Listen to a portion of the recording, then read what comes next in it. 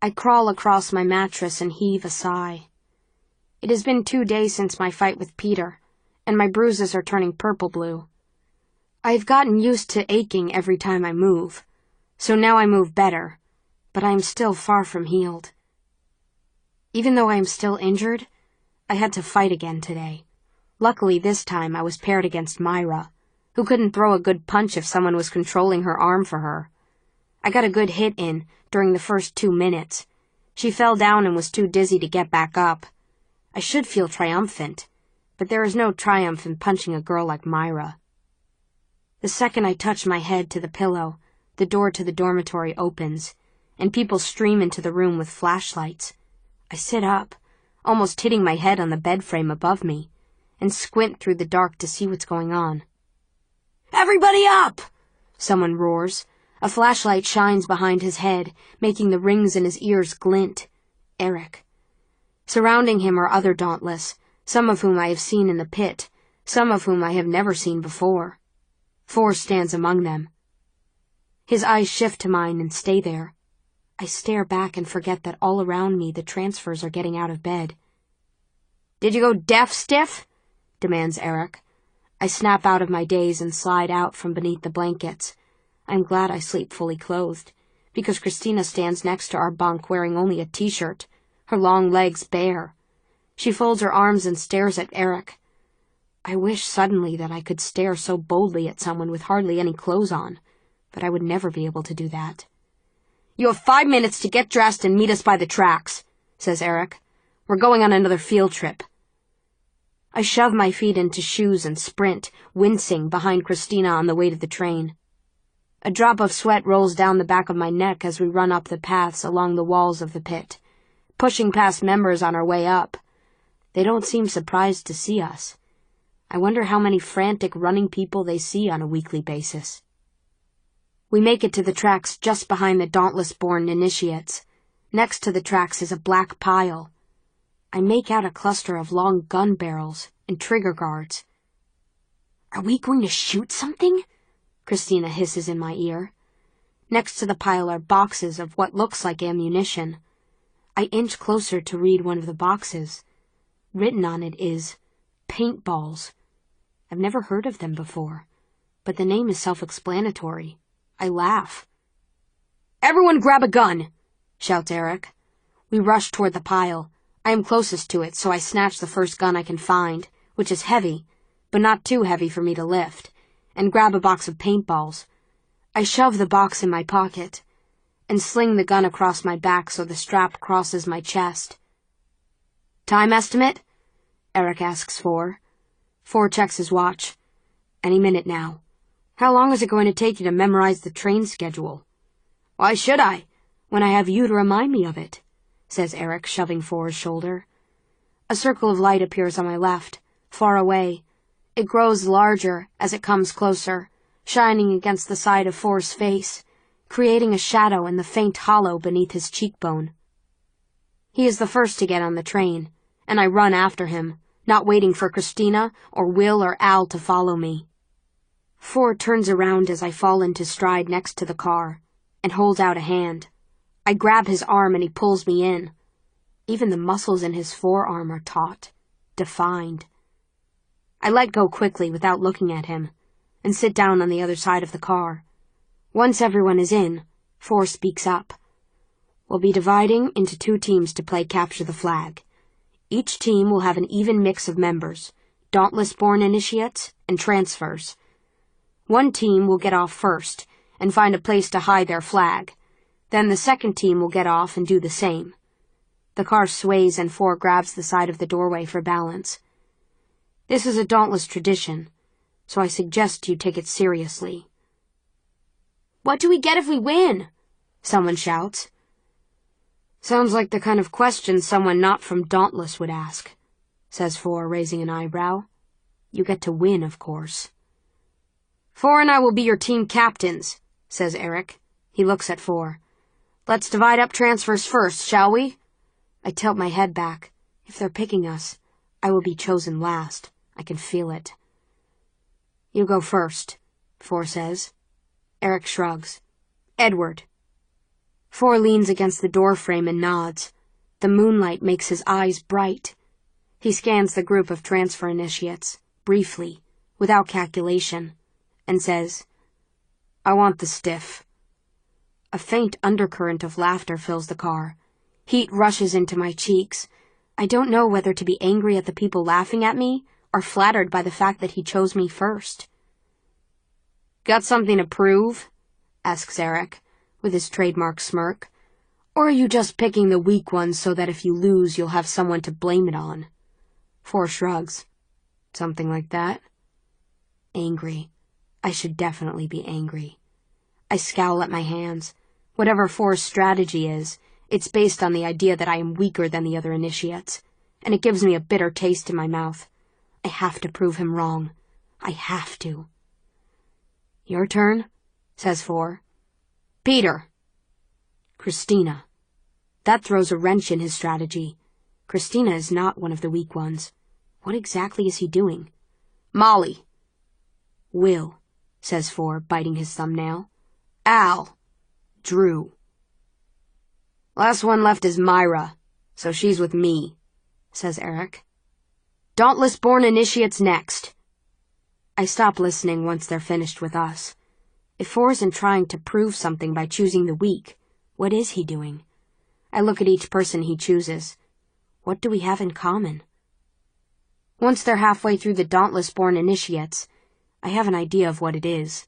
With the exception of Will and a couple of the others, we all share the same body type. Narrow shoulders, small frames. All the people on Eric's team are broad and strong. Just yesterday, Four told me I was fast. We will all be faster than Eric's team, which will probably be good for Capture the Flag. I haven't played before, but I know it's a game of speed rather than brute force. I cover a smile with my hand. Eric is more ruthless than Four, but Four is smarter. They finish choosing teams and Eric smirks at Four. "Your team can get off second," says Eric. "Don't do me any favors," Four replies. He smiles a little. "You know I don't need them to win." "No, I know that you'll lose no matter when you get off," says Eric, biting down briefly on one of the rings in his lip. "Take your scrawny team and get off first, then." We all stand up. Al gives me a forlorn look, and I smile back in what I hope is a reassuring way. If any of the four of us had to end up on the same team as Eric, Peter, and Molly, at least it was him. They usually leave him alone. The train is about to dip to the ground. I am determined to land on my feet. Just before I jump, someone shoves my shoulder, and I almost topple out of the train car. I don't look back to see who it is. Molly, Drew, or Peter. It doesn't matter which one. Before they can try it again, I jump. This time I am ready for the momentum the train gives me, and I run a few steps to defuse it, but keep my balance. Fierce pleasure courses through me, and I smile. It's a small accomplishment, but it makes me feel dauntless. One of the Dauntless-born initiates touches Four's shoulder and asks, "When your team won, where did you put the flag?" "Telling you wouldn't really be in the spirit of the exercise, Marlene," he says coolly. "Come on, Four," she whines. She gives him a flirtatious smile. He brushes her hand off his arm, and for some reason, I find myself grinning. "Navy Pier," another Dauntless-born initiate calls out. He is tall, with brown skin and dark eyes. Handsome. "My brother was on the winning team. They kept the flag at the carousel." "Let's go there, then," suggests Will. No one objects, so we walk east, toward the marsh that was once a lake. When I was young, I tried to imagine what it would look like as a lake, with no fence built into the mud to keep the city safe. But it is difficult to imagine that much water in one place.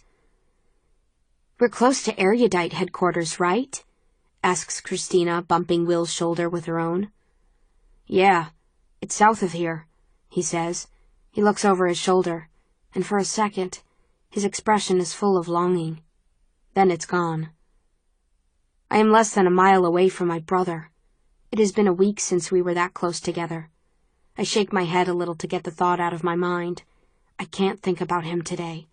When I have to focus on making it through stage 1, I can't think about him any day. We walk across the bridge. We still need the bridges because the mud beneath them is too wet to walk on. I wonder how long it's been since the river dried up. Once we cross the bridge, the city changes. Behind us, most of the buildings were in use, and even if they weren't, they looked well tended. In front of us is a sea of crumbling concrete and broken glass. The silence of this part of the city is eerie. It feels like a nightmare. It's hard to see where I'm going, because it's after midnight and all the city lights are off. Marlene takes out a flashlight and shines it at the street in front of us. "Scared of the dark, Mar?" the dark-eyed Dauntless-born initiate teases. "If you want to step on broken glass, Uriah, be my guest," she snaps, but she turns it off anyway. I have realized that part of being dauntless is being willing to make things more difficult for yourself in order to be self-sufficient. There's nothing especially brave about wandering dark streets with no flashlight, but we are not supposed to need help, even from light. We are supposed to be capable of anything. I like that, because there might come a day when there is no flashlight, there is no gun, there is no guiding hand, and I want to be ready for it. The buildings end just before the marsh. A strip of land juts out into the marsh, and rising from it is a giant white wheel, with dozens of red passenger cars dangling from it at regular intervals. The Ferris wheel. Think about it. People used to ride that thing, for fun, says Will, shaking his head. They must have been dauntless, I say. Yeah, but a lame version of dauntless, Christina laughs. A dauntless Ferris wheel wouldn't have cars. You would just hang on tight with your hands and good luck to you. We walk down the side of the pier. All the buildings on my left are empty, their signs torn down and their windows closed, but it is a clean kind of emptiness. Whoever left these places left them by choice and at their leisure. Some places in the city are not like that. Dare you to jump into the marsh, says Christina to Will. You first. We reach the carousel. Some of the horses are scratched and weathered, their tails broken off or their saddles chipped. Ford takes the flag out of his pocket. In 10 minutes, the other team will pick their location, he says. I suggest you take this time to formulate a strategy. We may not be erudite, but mental preparedness is one aspect of your dauntless training. Arguably, it is the most important aspect.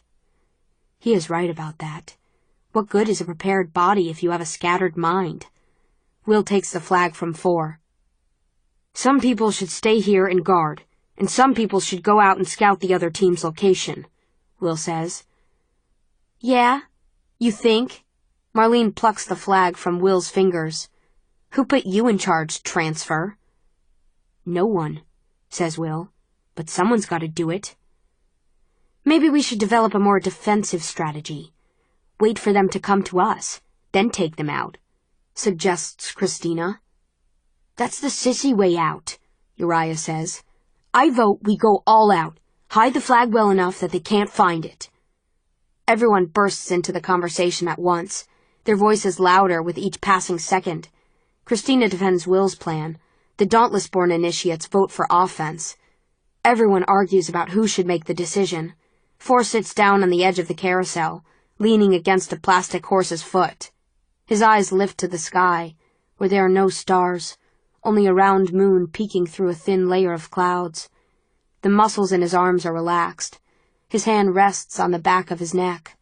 He looks almost comfortable, holding that gun to his shoulder. I close my eyes briefly. Why does he distract me so easily? I need to focus.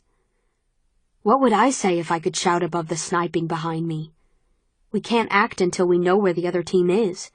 They could be anywhere within a 2-mile radius, although I can rule out the empty marsh as an option.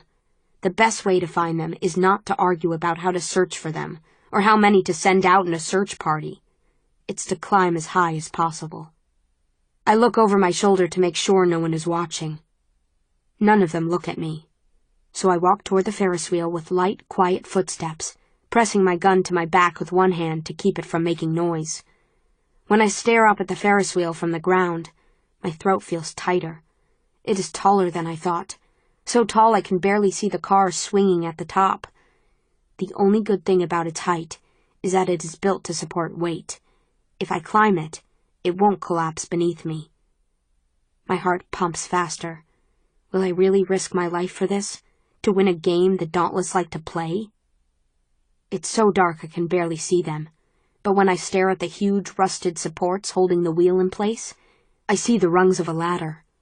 Each support is only as wide as my shoulders, and there are no railings to hold me in. But climbing a ladder is better than climbing the spokes of the wheel. I grab a rung. It's rusty and thin, and feels like it might crumble in my hands. I put my weight on the lowest rung to test it, and jump to make sure it will hold me up. The movement hurts my ribs, and I wince. "Triss," a low voice says behind me. I don't know why it doesn't startle me. Maybe because I am becoming dauntless, and mental readiness is something I am supposed to develop. Maybe because his voice is low and smooth and almost soothing. Whatever the reason, I look over my shoulder. Thor stands behind me with his gun slung across his back, just like mine. "Yes?" I say. "I came to find out what you think you're doing." "I'm seeking higher ground," I say. "I don't think I'm doing anything." I see his smile in the dark. "All right, I'm coming." I pause a second. He doesn't look at me the way Will, Christina, and Al sometimes do, like I am too small and too weak to be of any use, and they pity me for it. But if he insists on coming with me, it is probably because he doubts me. "I'll be fine," I say. "Undoubtedly," he replies. I don't hear the sarcasm, but I know it's there. It has to be. I climb, and when I'm a few feet off the ground, he comes after me. He moves faster than I do, and soon his hands find the rungs that my feet leave. "So tell me," he says quietly as we climb. He sounds breathless. "What do you think the purpose of this exercise is? The game, I mean, not the climbing." I stare down at the pavement. It seems far away now, but I'm not even a third of the way up. Above me is a platform, just below the center of the wheel. That's my destination. I don't even think about how I will climb back down. The breeze that brushed my cheek earlier now presses against my side. The higher we go, the stronger it will get. I need to be ready. "Learning about strategy?" I say. "Teamwork, maybe?" "Teamwork," he repeats. A laugh hitches in his throat. It sounds like a panicked breath. "Maybe not," I say. Teamwork doesn't seem to be a dauntless priority. The wind is stronger now. I press closer to the white support so I don't fall, but that makes it hard to climb. Below me, the carousel looks small. I can barely see my team under the awning. Some of them are missing. A search party must have left. Thor says, "It's supposed to be a priority. It used to be." But I'm not really listening, because the height is dizzying. My hands ache from holding the rungs, and my legs are shaking, but I'm not sure why. It isn't the height that scares me. The height makes me feel alive with energy. Every organ and vessel and muscle in my body singing at the same pitch. Then I realize what it is. It's him. Something about him makes me feel like I am about to fall, or turn to liquid, or burst into flames. My hand almost misses the next rung. "Now tell me," he says through a bursting breath, "what do you think learning strategy has to do with bravery?" The question reminds me that he is my instructor, and I am supposed to learn something from this. A cloud passes over the moon, and the light shifts across my hands. It prepares you to act," I say finally. "You learn strategy so you can use it." I hear him breathing behind me, loud and fast. "Are you all right, Thor? Are you a human, Triss? Being up this high." He gulps for air. "It doesn't scare you at all?" I look over my shoulder at the ground. If I fall now, I will die. But I don't think I will fall. A gust of air presses against my left side, throwing my body weight to the right. I gasp and cling to the rungs, my balance shifting. Four's cold hand clamps around one of my hips, one of his fingers finding a strip of bare skin just under the hem of my t-shirt. He squeezes, steadying me and pushing me gently to the left, restoring my balance. Now I can't breathe. I pause, staring at my hands, my mouth dry. I feel the ghost of where his hand was, his fingers long and narrow. "You okay?" he asks quietly. "Yes," I say, my voice strained. I keep climbing, silently, until I reach the platform. Judging by the blunted ends of metal rods, it used to have railings, but it doesn't anymore. I sit down and scoot to the end of it, so Four has somewhere to sit. Without thinking, I put my legs over the side. Four, however, crouches and presses his back to the metal support, breathing heavily. "You're afraid of heights," I say. "How do you survive in the Dauntless compound?" "I ignore my fear," he says. "When I make decisions, I pretend it doesn't exist." I stare at him for a second.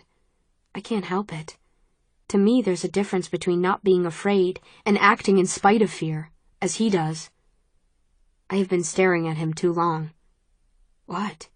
he says quietly. "Nothing." I look away from him and toward the city. I have to focus.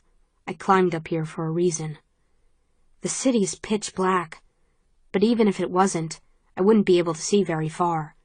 A building stands in my way. "We're not high enough," I say. I look up.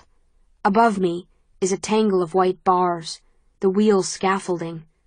If I climb carefully, I can wedge my feet between the supports and the crossbars and stay secure, or as secure as possible. "I'm going to climb," I say, standing up. I grab one of the bars above my head and pull myself up. Shooting pains go through my bruised sides, but I ignore them. "For God's sake, Stiff," he says. "You don't have to follow me," I say, staring at the maze of bars above me. I shove my foot onto the place where two bars cross and push myself up, grabbing another bar in the process. I sway for a second, my heart beating so hard I can't feel anything else. Every thought I have condenses into that heartbeat, moving at the same rhythm. "Yes, I do," he says. This is crazy, and I know it. A fraction of an inch of mistake, half a second of hesitation, and my life is over. Heat tears through my chest, and I smile as I grab the next bar. I pull myself up, my arms shaking, and force my leg under me so I am standing on another bar. When I feel steady, I look down at Four. But instead of seeing him, I see straight to the ground. I can't breathe. I imagine my body plummeting, smacking into the bars as it falls down, and my limbs at broken angles on the pavement, just like Rita's sister when she didn't make it onto the roof. Four grabs a bar with each hand and pulls himself up, easy, like he's sitting up in bed. But he is not comfortable or natural here. Every muscle in his arm stands out. It is a stupid thing for me to think when I'm 100 feet off the ground. I grab another bar, find another place to wedge my foot. When I look at the city again, the building isn't in my way. I'm high enough to see the skyline. Most of the buildings are black against a navy sky, but the red lights at the top of the hub are lit up. They blink half as fast as my heartbeat. Beneath the buildings, the streets look like tunnels. For a few seconds, I see only a dark blanket over the land in front of me. Just faint differences between building and sky and street and ground. Then I see a tiny pulsing light on the ground. "See that?" I say, pointing. Four stops climbing when he's right behind me and looks over my shoulder, his chin next to my head.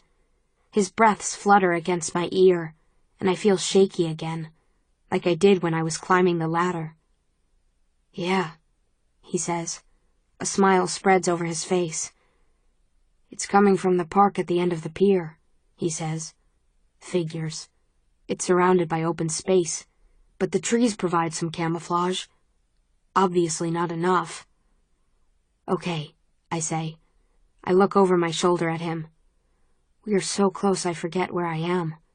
Instead, I notice that the corners of his mouth turn down naturally, just like mine, and that he has a scar on his chin. I say. I clear my throat. Start climbing down. I'll follow you. Four nods and steps down. His leg is so long that he finds a place for his foot easily and guides his body between the bars. Even in darkness, I see that his hands are bright red and shaking.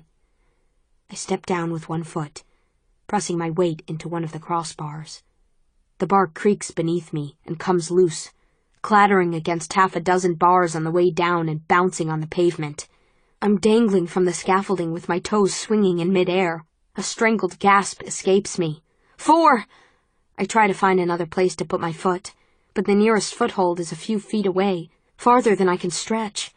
My hands are sweaty. I remember wiping them on my slacks before the choosing ceremony, before the aptitude test, before every important moment, and suppress a scream. I will slip. I will slip. Hold on, he shouts. Just hold on. I have an idea. He keeps climbing down. He's moving in the wrong direction. He should be coming toward me, not going away from me. I stare at my hands, which are wrapped around the narrow bar so tightly my knuckles are white. My fingers are dark red, almost purple. They won't last long. I won't last long. I squeeze my eyes shut. Better not to look. Better to pretend that none of this exists. I hear 4 sneakers squeak against metal and rapid footsteps on ladder rungs. 4! I yell. Maybe he left. Maybe he abandoned me. Maybe this is a test of my strength, of my bravery. I breathe in my nose and out my mouth. I count my breaths to calm down. 1, 2, in, out. Come on, 4, is all I can think. Come on, do something. Then I hear something wheeze and creak. The bar I'm holding shudders, and I scream through my clenched teeth as I fight to keep my grip. The wheel is moving. Air wraps around my ankles and wrists as the wind gushes up like a geyser. I open my eyes. I'm moving. Toward the ground. I laugh, giddy with hysteria as the ground comes closer and closer.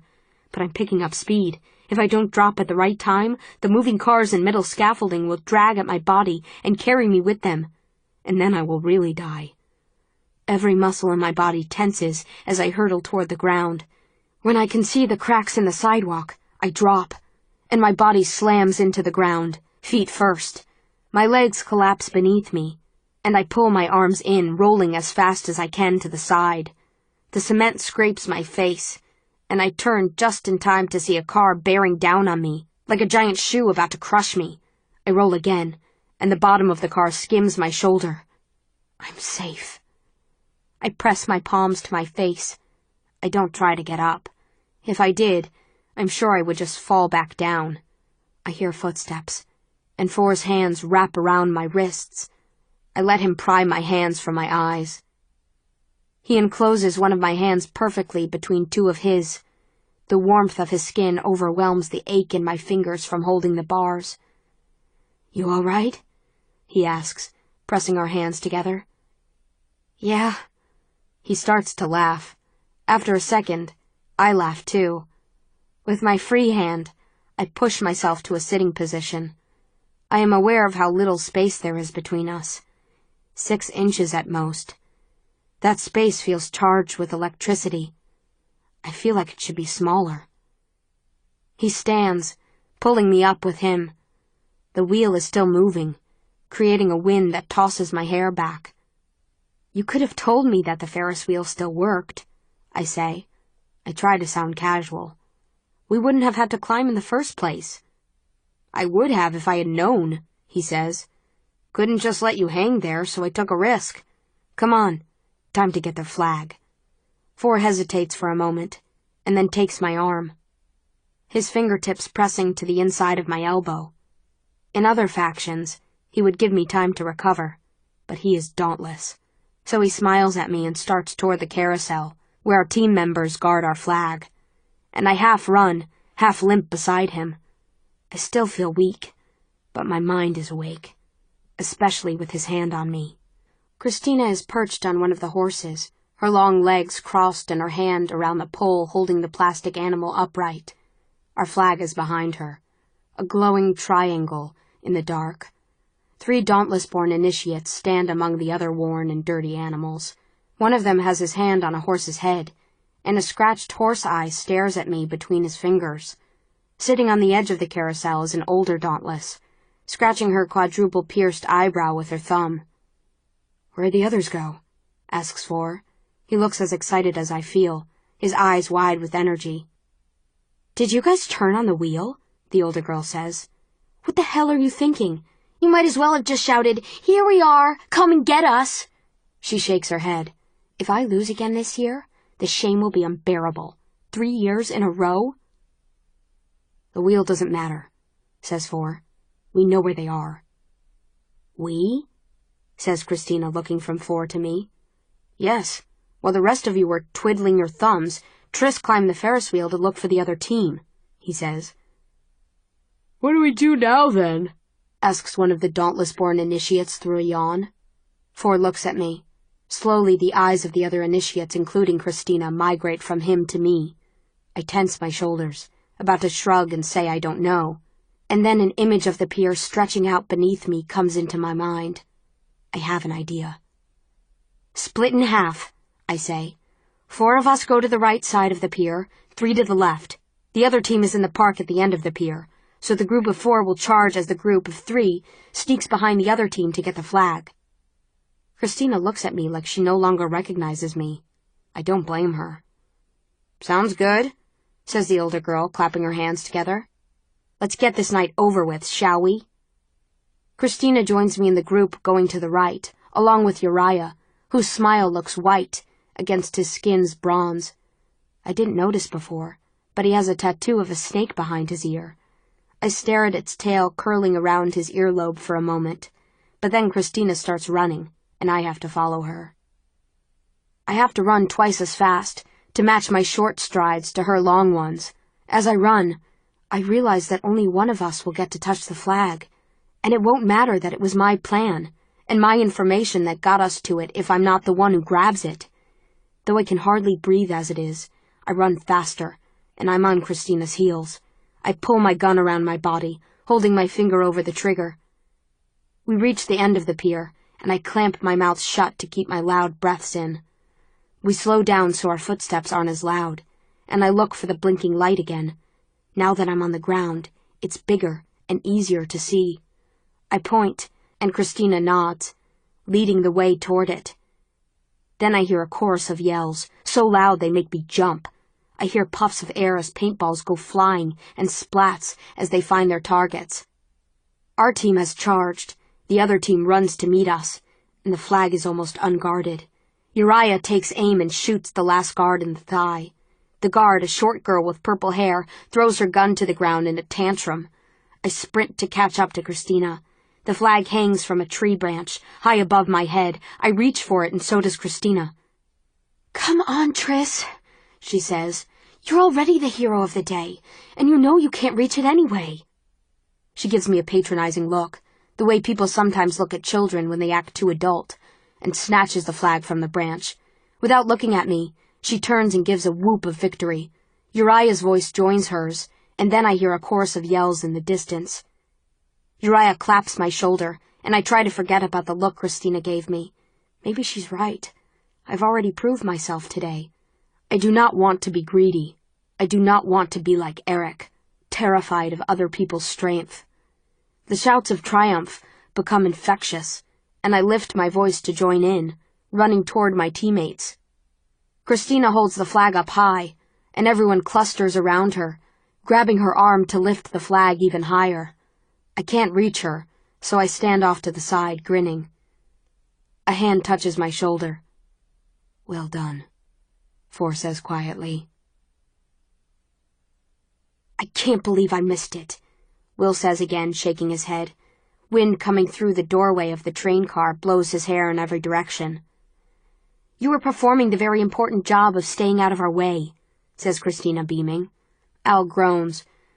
"Why did I have to be on the other team?" "Because life's not fair, Albert, and the world is conspiring against you," says Will. Hey, can I see the flag again? Peter, Molly, and Drew sit across from the members in the corner. Their chests and backs are splattered with blue and pink paint, and they look dejected. They speak quietly, sneaking looks at the rest of us, especially Christina. That is the benefit of not holding the flag right now. I am no one's target, or at least, no more than usual. So you climb the Ferris wheel, huh? Says Uriah. He stumbles across the car and sits next to me. Marlene, the girl with the flirty smile, follows him. Yes, I say. Pretty smart of you, like, erudite smart, Marlene says. I'm Marlene. Tris, I say. At home, being compared to an erudite would be an insult, but she says it like a compliment. Yeah, I know who you are, she says. The first jumper tends to stick in your head. It has been years since I jumped off a building in my abnegation uniform. It has been decades.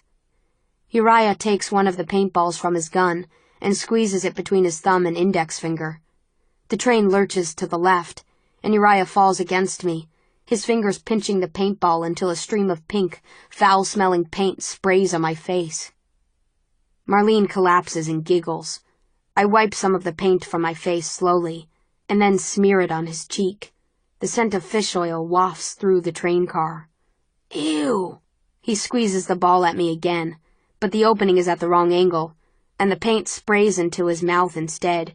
He coughs and makes exaggerated gagging sounds. I wipe my face with my sleeve, laughing so hard my stomach hurts. If my entire life is like this, loud laughter and bold action, and the kind of exhaustion you feel after a hard but satisfying day, I will be content. As Uriah scrapes his tongue with his fingertips, I realize that all I have to do is get through initiation, and that life will be mine. Chapter 13. The next morning, when I trudge into the training room, yawning, a large target stands at one end of the room, and next to the door is a table with knives strewn across it. Target practice again. At least it won't hurt. Eric stands in the middle of the room, his posture so rigid it looks like someone replaced his spine with a metal rod. The sight of him makes me feel like all the air in the room is heavier, bearing down on me. At least when he was slouched against a wall, I could pretend he wasn't here. Today I can't pretend. Tomorrow will be the last day of Stage 1, Eric says. You will resume fighting then. Today, you'll be learning how to aim. Everyone pick up 3 knives. His voice is deeper than usual. And pay attention while 4 demonstrates the correct technique for throwing them. At first no one moves. Now! We scramble for daggers. They aren't as heavy as guns, but they still feel strange in my hands, like I am not allowed to hold them. He's in a bad mood today, mumbles Christina. Is he ever in a good mood? I murmur back. But I know what she means. Judging by the poisonous look Eric gives 4 when he isn't paying attention, last night's loss must have bothered Eric more than he let on. Winning Capture the Flag is a matter of pride, and pride is important to the Dauntless, more important than reason or sense. I watch 4's arm as he throws a knife. The next time he throws, I watch his stance. He hits the target each time, exhaling as he releases the knife. Eric orders, "Line up!" Haste, I think, will not help. My mother told me that when I was learning how to knit. I have to think of this as a mental exercise, not a physical exercise. So I spend the first few minutes practicing without a knife, finding the right stance, learning the right arm motion. Eric paces too quickly behind us. I think the stiff's taken too many hits to the head, remarks Peter, a few people down. Hey, Stiff, remember what a knife is? Ignoring him, I practice the throw again with a knife in hand, but don't release it. I shut out Eric's pacing, and Peter's jeering, and the nagging feeling that 4 is staring at me, and throw the knife. It spins, end over end, slamming into the board. The blade doesn't stick, but I'm the first person to hit the target. I smirk as Peter misses again. I can't help myself. Hey, Peter, I say. Remember what a target is? Next to me, Christina snorts, and her next knife hits the target. A half-hour later, Al is the only initiate who hasn't hit the target yet. His knives clatter to the floor or bounce off the wall. While the rest of us approach the board to collect our weapons, he hunts the floor for his. The next time he tries and misses, Eric marches toward him and demands, "How slow are you, Candor? Do you need glasses? Should I move the target closer to you?" Al's face turns red. He throws another knife, and this one sails a few feet to the right of the target. It spins and hits the wall. "What was that, initiate?" says Eric quietly, leaning closer to Al. I bite my lip. This isn't good. It slipped," says Al. "Well, I think you should go get it," Eric says. He scans the other initiates' faces. Everyone has stopped throwing again, and says, "Did I tell you to stop?"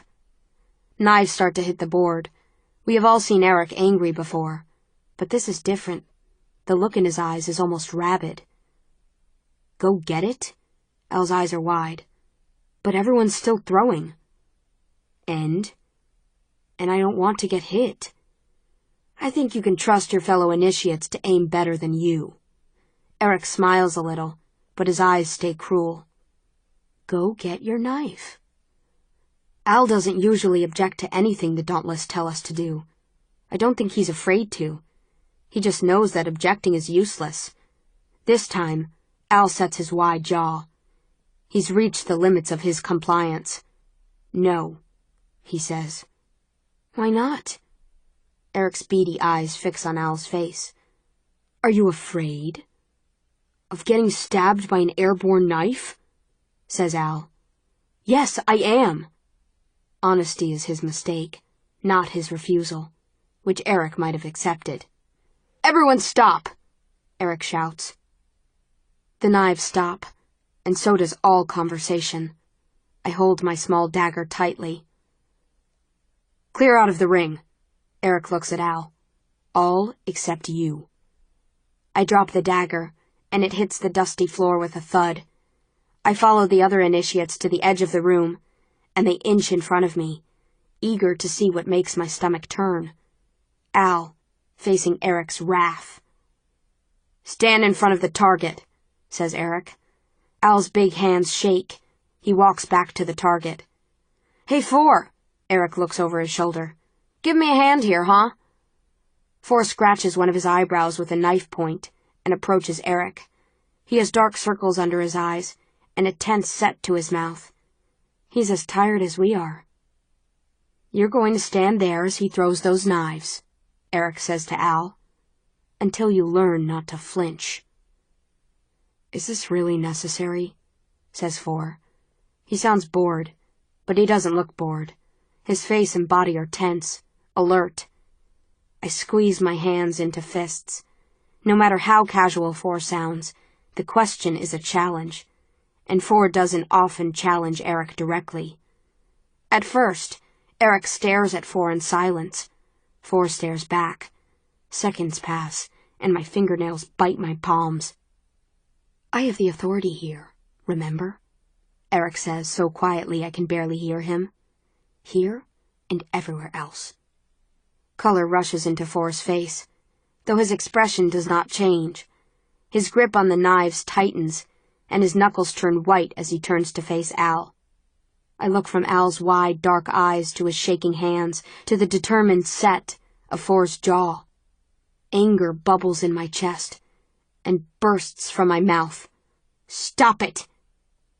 Four turns the knife in his hand, his fingers moving painstakingly over the metal edge. He gives me such a hard look that I feel like he's turning me to stone. I know why. I am stupid for speaking up while Eric is here. I am stupid for speaking up at all. "Any idiot can stand in front of a target," I say. "It doesn't prove anything except that you're bullying us, which, as I recall, is a sign of cowardice."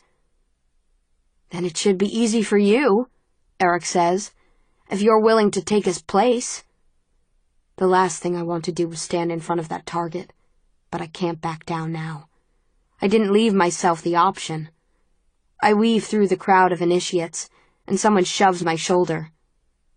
"There goes your pretty face," hisses Peter. "Oh, wait, you don't have one." I recover my balance and walk toward Al. He nods at me. I try to smile encouragingly, but I can't manage it.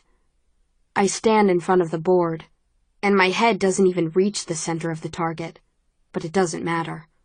I look at Four's knives, one in his right hand, two in his left hand.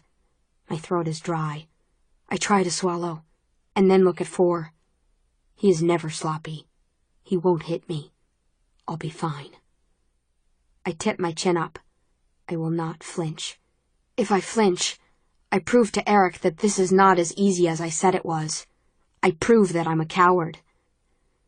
"If you flinch," Four says slowly, carefully, "Al takes your place. Understand?" I nod. Four's eyes are still on mine when he lifts his hand, pulls his elbow back, and throws the knife. It is just a flash in the air, and then I hear a thud. The knife is buried in the board, half a foot away from my cheek. I close my eyes. Thank God. "You about done stiff?" asks Four. I remember Al's wide eyes and his quiet sobs at night and shake my head. No. "Eyes open, then." He taps the spot between his eyebrows. I stare at him, pressing my hands to my sides so no one can see them shake. He passes a knife from his left hand to his right hand, and I see nothing but his eyes as the second knife hits the target above my head. This one is closer than the last one. I feel it hovering over my skull. "Come on, Stiff," he says. "Let someone else stand there and take it." Why is he trying to goad me into giving up? Does he want me to fail? "Shut up, Four." I hold my breath as he turns the last knife in his hand. I see a glint in his eyes as he pulls his arm back and lets the knife fly. It comes straight at me, spinning, blade over handle. My body goes rigid. This time, when it hits the board, my ear stings, and blood tickles my skin. I touch my ear. He nicked it. And judging by the look he gives me, he did it on purpose. "I would love to stay and see if the rest of you are as daring as she is," says Eric, his voice smooth. "But I think that's enough for today." He squeezes my shoulder. His fingers feel dry and cold, and the look he gives me claims me, like he's taking ownership of what I did. I don't return Eric's smile. What I did had nothing to do with him. "I should keep my eye on you," he adds. Fear prickles inside me, in my chest and in my head and in my hands. I feel like the word Divergent is branded on my forehead, and if he looks at me long enough, he'll be able to read it. But he just lifts his hand from my shoulders and keeps walking. Four and I stay behind. I wait until the room is empty and the door is shut before looking at him again. He walks toward me. He begins. "You did that on purpose," I shout. "Yes, I did," he says quietly, "and you should thank me for helping you." I grit my teeth. "Thank you? You almost stabbed my ear, and you spent the entire time taunting me. Why should I thank you? You know, I'm getting a little tired of waiting for you to catch on." He glares at me, and even when he glares, his eyes look thoughtful.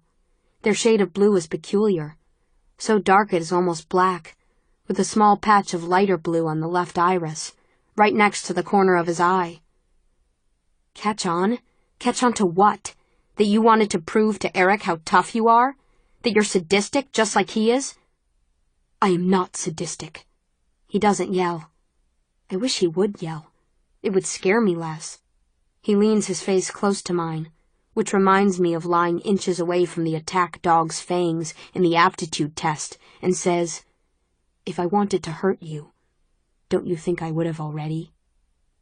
He crosses the room and slams the point of a knife so hard into the table that it sticks there, handle toward the ceiling. I start to shout, but he's already gone. I scream frustrated and wipe some of the blood from my ear. Chapter 14. Today is the day before visiting day. I think of visiting day like I think of the world ending. Nothing after it matters. Everything I do builds up to it. I might see my parents again. I might not. Which is worse? I don't know. I try to pull a pant leg over my thigh and it sticks just above my knee. Frowning, I stare at my leg.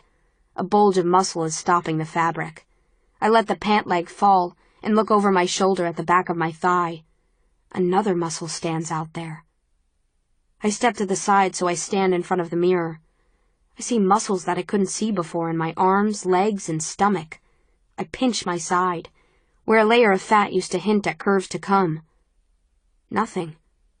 Dauntless initiation has stolen whatever softness my body had. Is that good or bad? At least I am stronger than I was.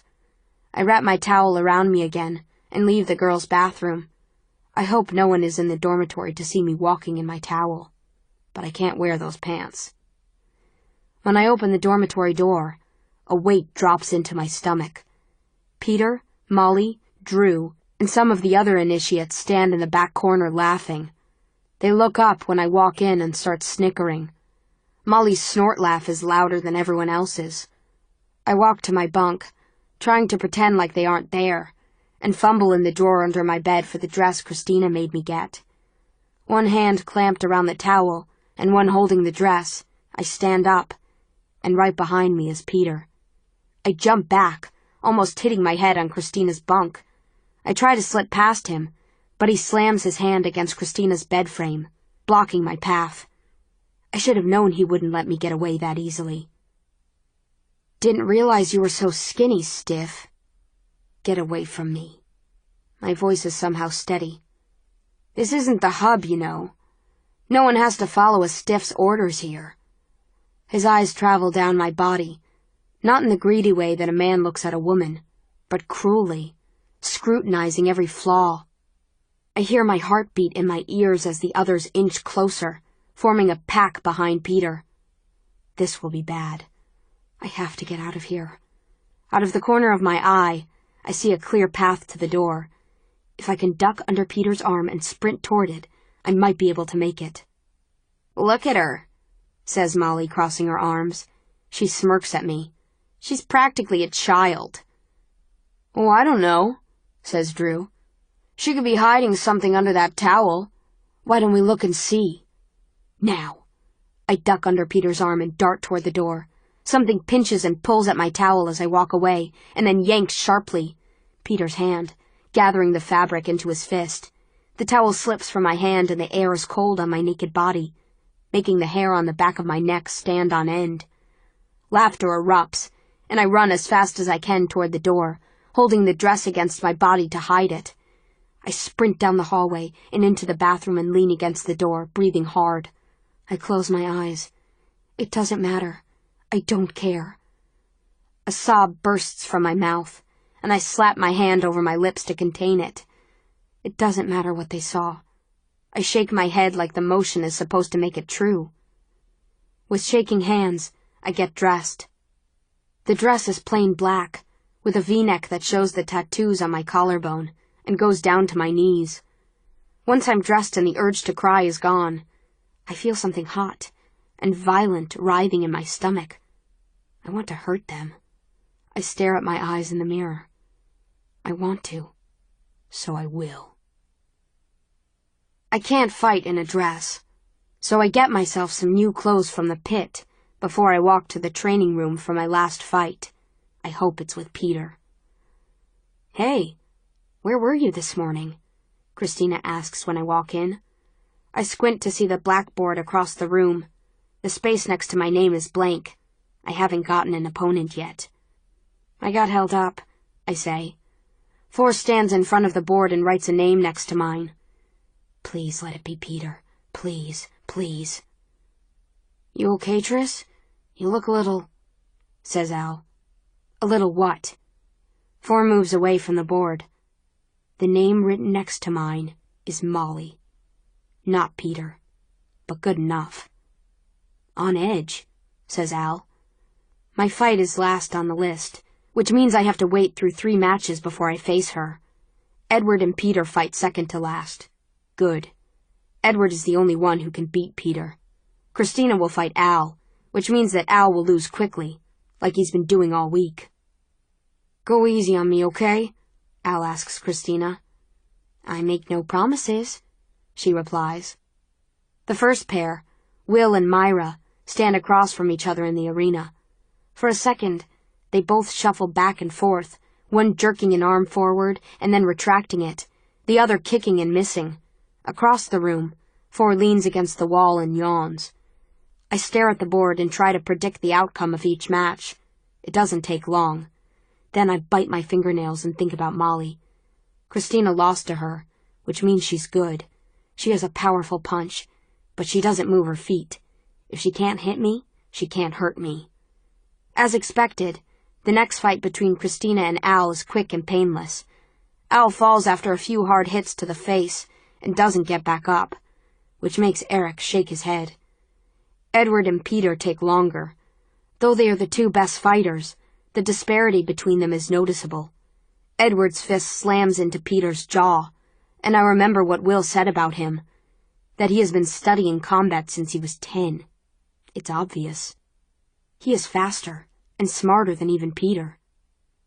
By the time the 3 matches are done, my nails are bitten to the beds, and I'm hungry for lunch. I walk to the arena without looking at anyone or anything but the center of the room. Some of my anger has faded, but it isn't hard to call back. All I have to do is think about how cold the air was and how loud the laughter was. Look at her. She's a child. Molly stands across from me. Was that a birthmark I saw on your left butt cheek? She says, smirking. God, you're pale, stiff. She'll make the first move. She always does. Molly starts toward me and throws her weight into a punch. As her body shifts forward, I duck and drive my fist into her stomach, right over her belly button. Before she can get her hands on me, I slip past her, my hands up, ready for her next attempt. She's not smirking anymore. She runs at me like she's about to tackle me, and I dart out of the way. I hear Four's voice in my head, telling me that the most powerful weapon at my disposal is my elbow.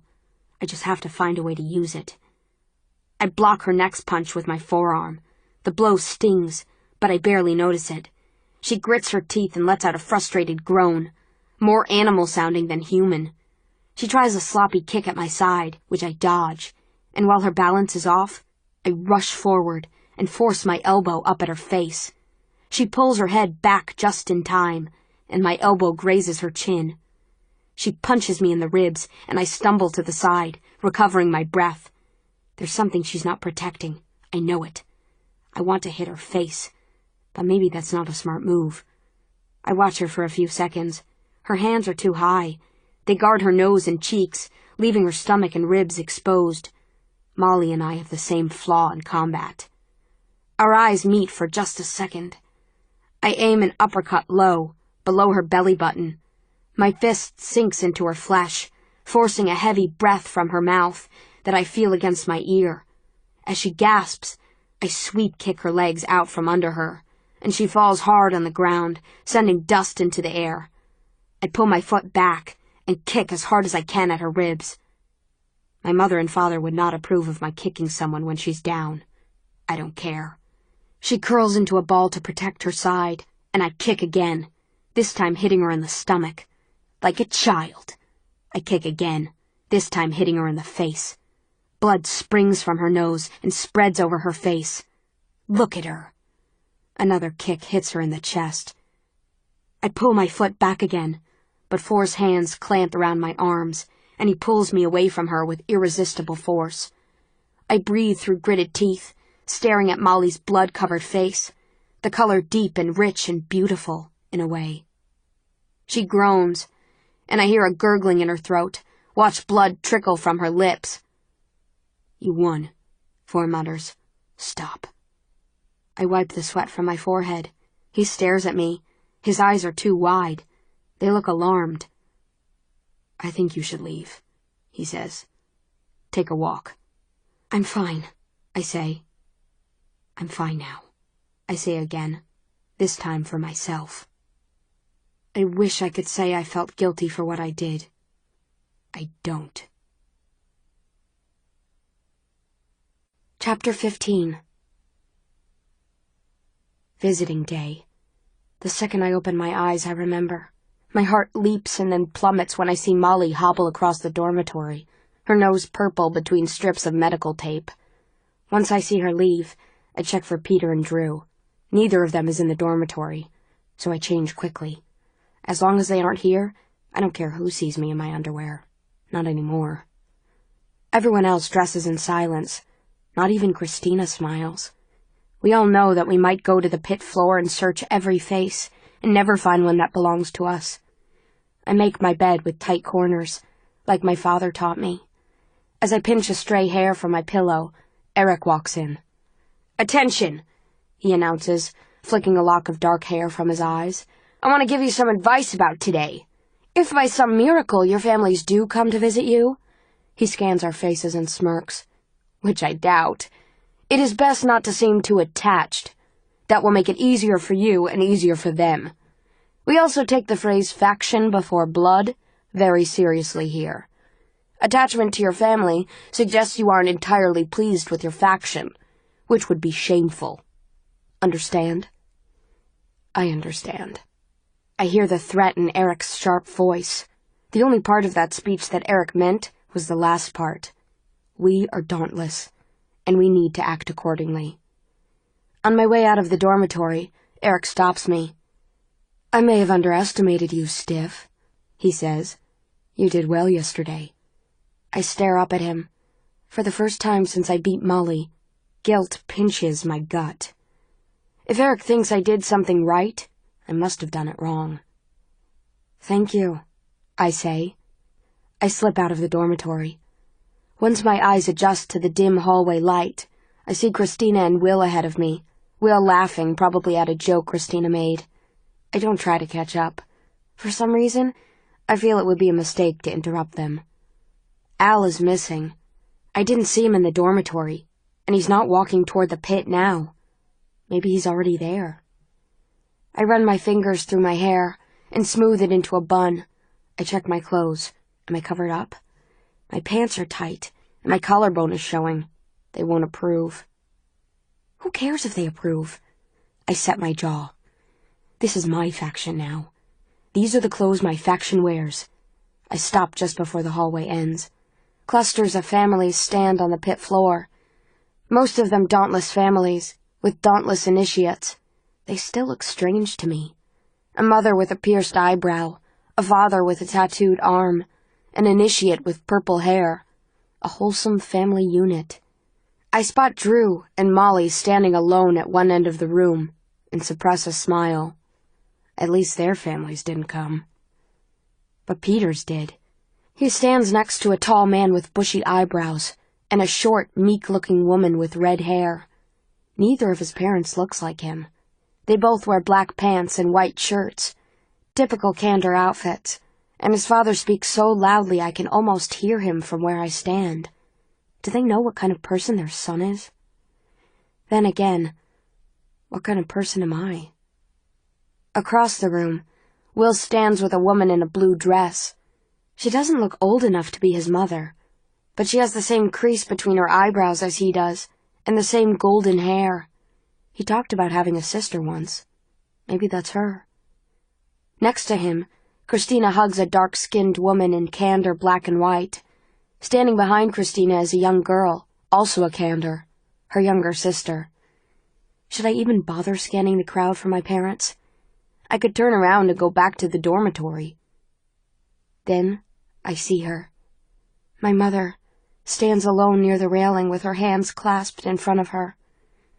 She has never looked more out of place, with her gray slacks and gray jacket buttoned at the throat, her hair in its simple twist, and her face placid. I start toward her, tears jumping into my eyes. She came for me. I walk faster. She sees me, and for a second her expression is blank, like she doesn't know who I am. Then her eyes light up, and she opens her arms. She smells like soap and laundry detergent. "Beatrice," she whispers. She runs her hand over my hair. "Don't cry," I tell myself. I hold her until I can blink the moisture from my eyes, and then pull back to look at her again. I smile with closed lips, just like she does. She touches my cheek. "Well, look at you," she says. "You filled out." She puts her arm across my shoulders. "Tell me how you are." "You first." The old habits are back. I should let her speak first. I shouldn't let the conversation stay focused on me for too long.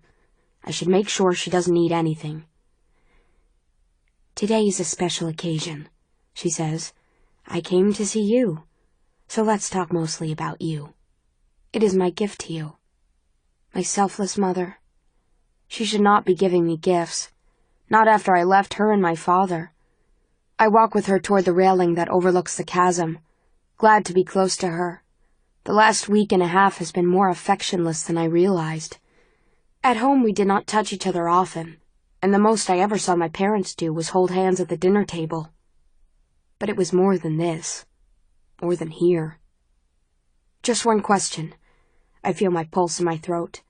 "Where's Dad? Is he visiting Caleb?" "Ah," she shakes her head. "Your father had to be at work." I look down. "You can tell me if he didn't want to come." Her eyes travel over my face. "Your father has been selfish lately. That doesn't mean he doesn't love you. I promise." I stare at her, stunned. My father? Selfish? More startling than the label is the fact that she assigned it to him. I can't tell by looking at her if she's angry. I don't expect to be able to, but she must be. If she calls him selfish, she must be angry. "What about Caleb?" I say. "Will you visit him later?" "I wish I could," she says. "But the erudite have prohibited abnegation visitors from entering their compound. If I tried, I would be removed from the premises." "What?" I demand. "That's terrible. Why would they do that?" "Tensions between our factions are higher than ever," she says. "I wish it wasn't that way, but there's little I can do about it." I think of Caleb, standing among the erudite initiates, scanning the crowd for our mother, and feel a pang in my stomach. Part of me is still angry with him for keeping so many secrets from me, but I don't want him to hurt. "It's terrible," I repeat. I look toward the chasm. Standing alone at the railing is Four. Though he's not an initiate anymore, most of the Dauntless use this day to come together with their families. Either his family doesn't like to come together, or he wasn't originally Dauntless. Which faction could he have come from? "There's one of my instructors." I lean closer to her and say, "He's kind of intimidating." "He's handsome," she says. I find myself nodding without thinking. She laughs and lifts her arm from my shoulders. I want to steer her away from him, but just as I'm about to suggest that we go somewhere else, he looks over his shoulder.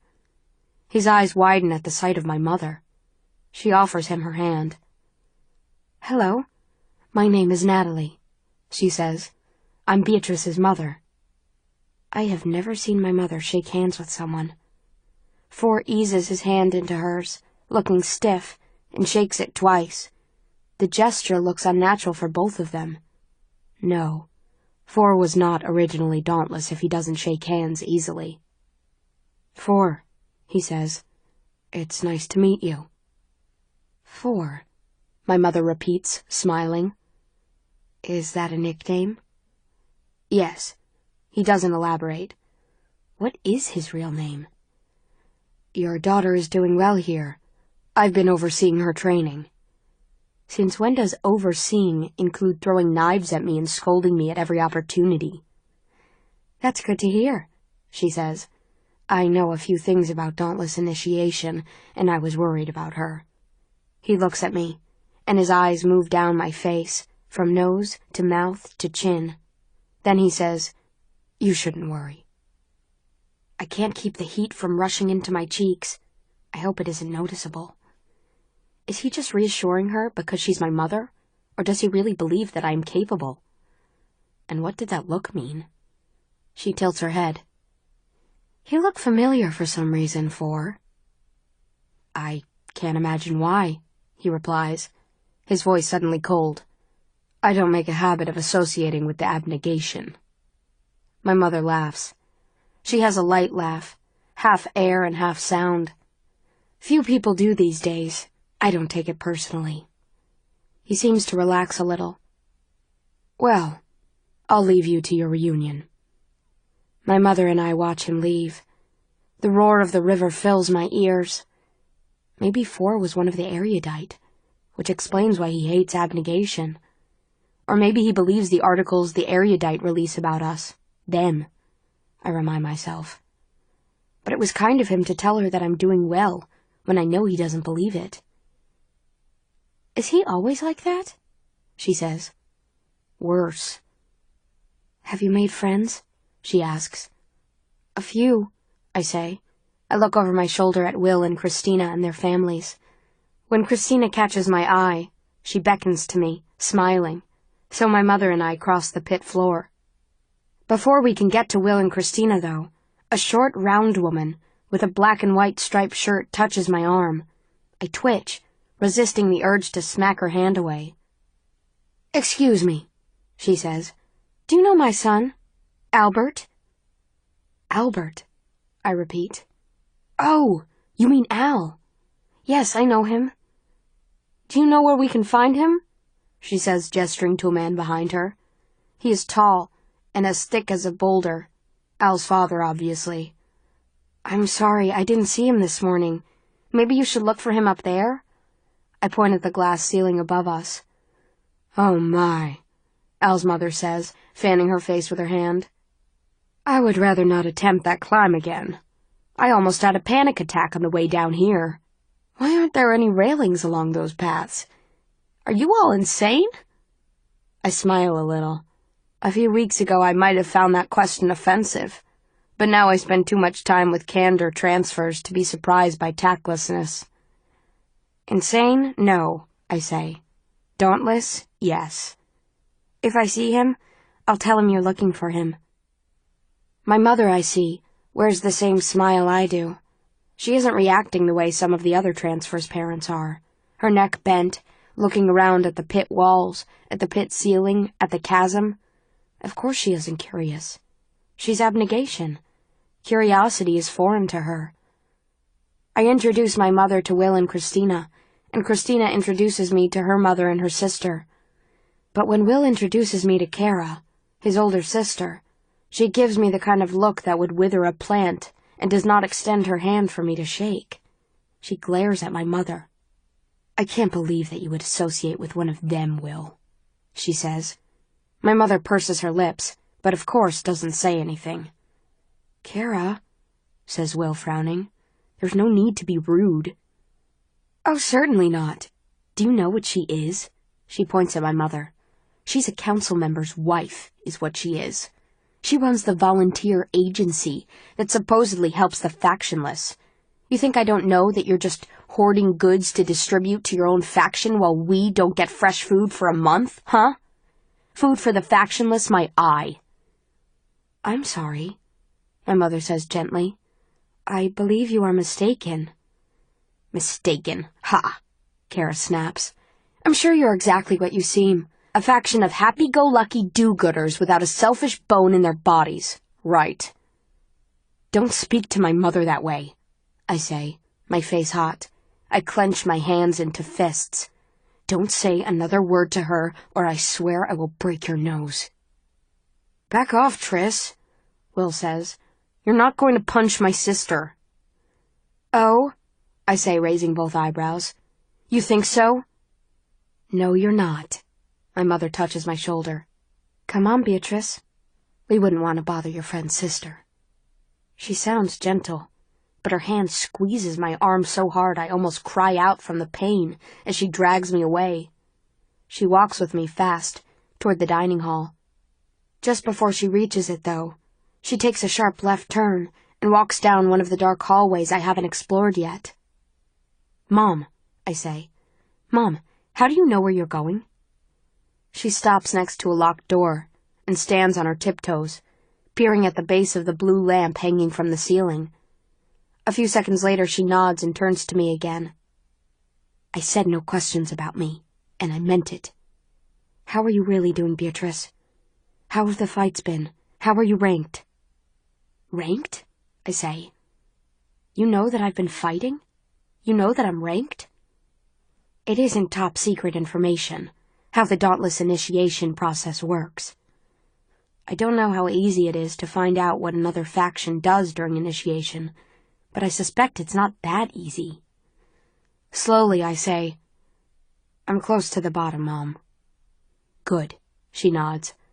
No one looks too closely at the bottom. Now, this is very important, Beatrice. What were your aptitude test results? Tori's warning pulses in my head. Don't tell anyone. I should tell her that my result was abnegation, because that's what Tori recorded in the system. I look into my mother's eyes, which are pale green and framed by a dark smudge of eyelashes. She has lines around her mouth, but other than that, she doesn't look her age. Those lines get deeper when she hums. She used to hum as she washed the dishes. This is my mother. I can trust her. They were inconclusive, I say softly. I thought as much. She sighs. Many children who are raised abnegation receive that kind of result. We don't know why, but you have to be very careful during the next stage of initiation, Beatrice. Stay in the middle of the pack, no matter what you do. Don't draw attention to yourself. Do you understand? Mom, what's going on? I don't care what faction you chose, she says, touching her hands to my cheeks. I am your mother, and I want to keep you safe. If this is because I start to say, but she presses her hand to my mouth. Don't say that word, she hisses. Ever. So Tori was right. Divergent is a dangerous thing to be. I just don't know why, or even what it really means still. Why? She shakes her head. I can't say. She looks over her shoulder, where the light from the pit floor is barely visible. I hear shouts and conversations, laughter and shuffling footsteps. The smell from the dining hall floats over my nose, sweet and yeasty, baking bread. When she turns toward me, her jaw is set. There's something I want you to do, she says. I can't go visit your brother, but you can, when initiation is over.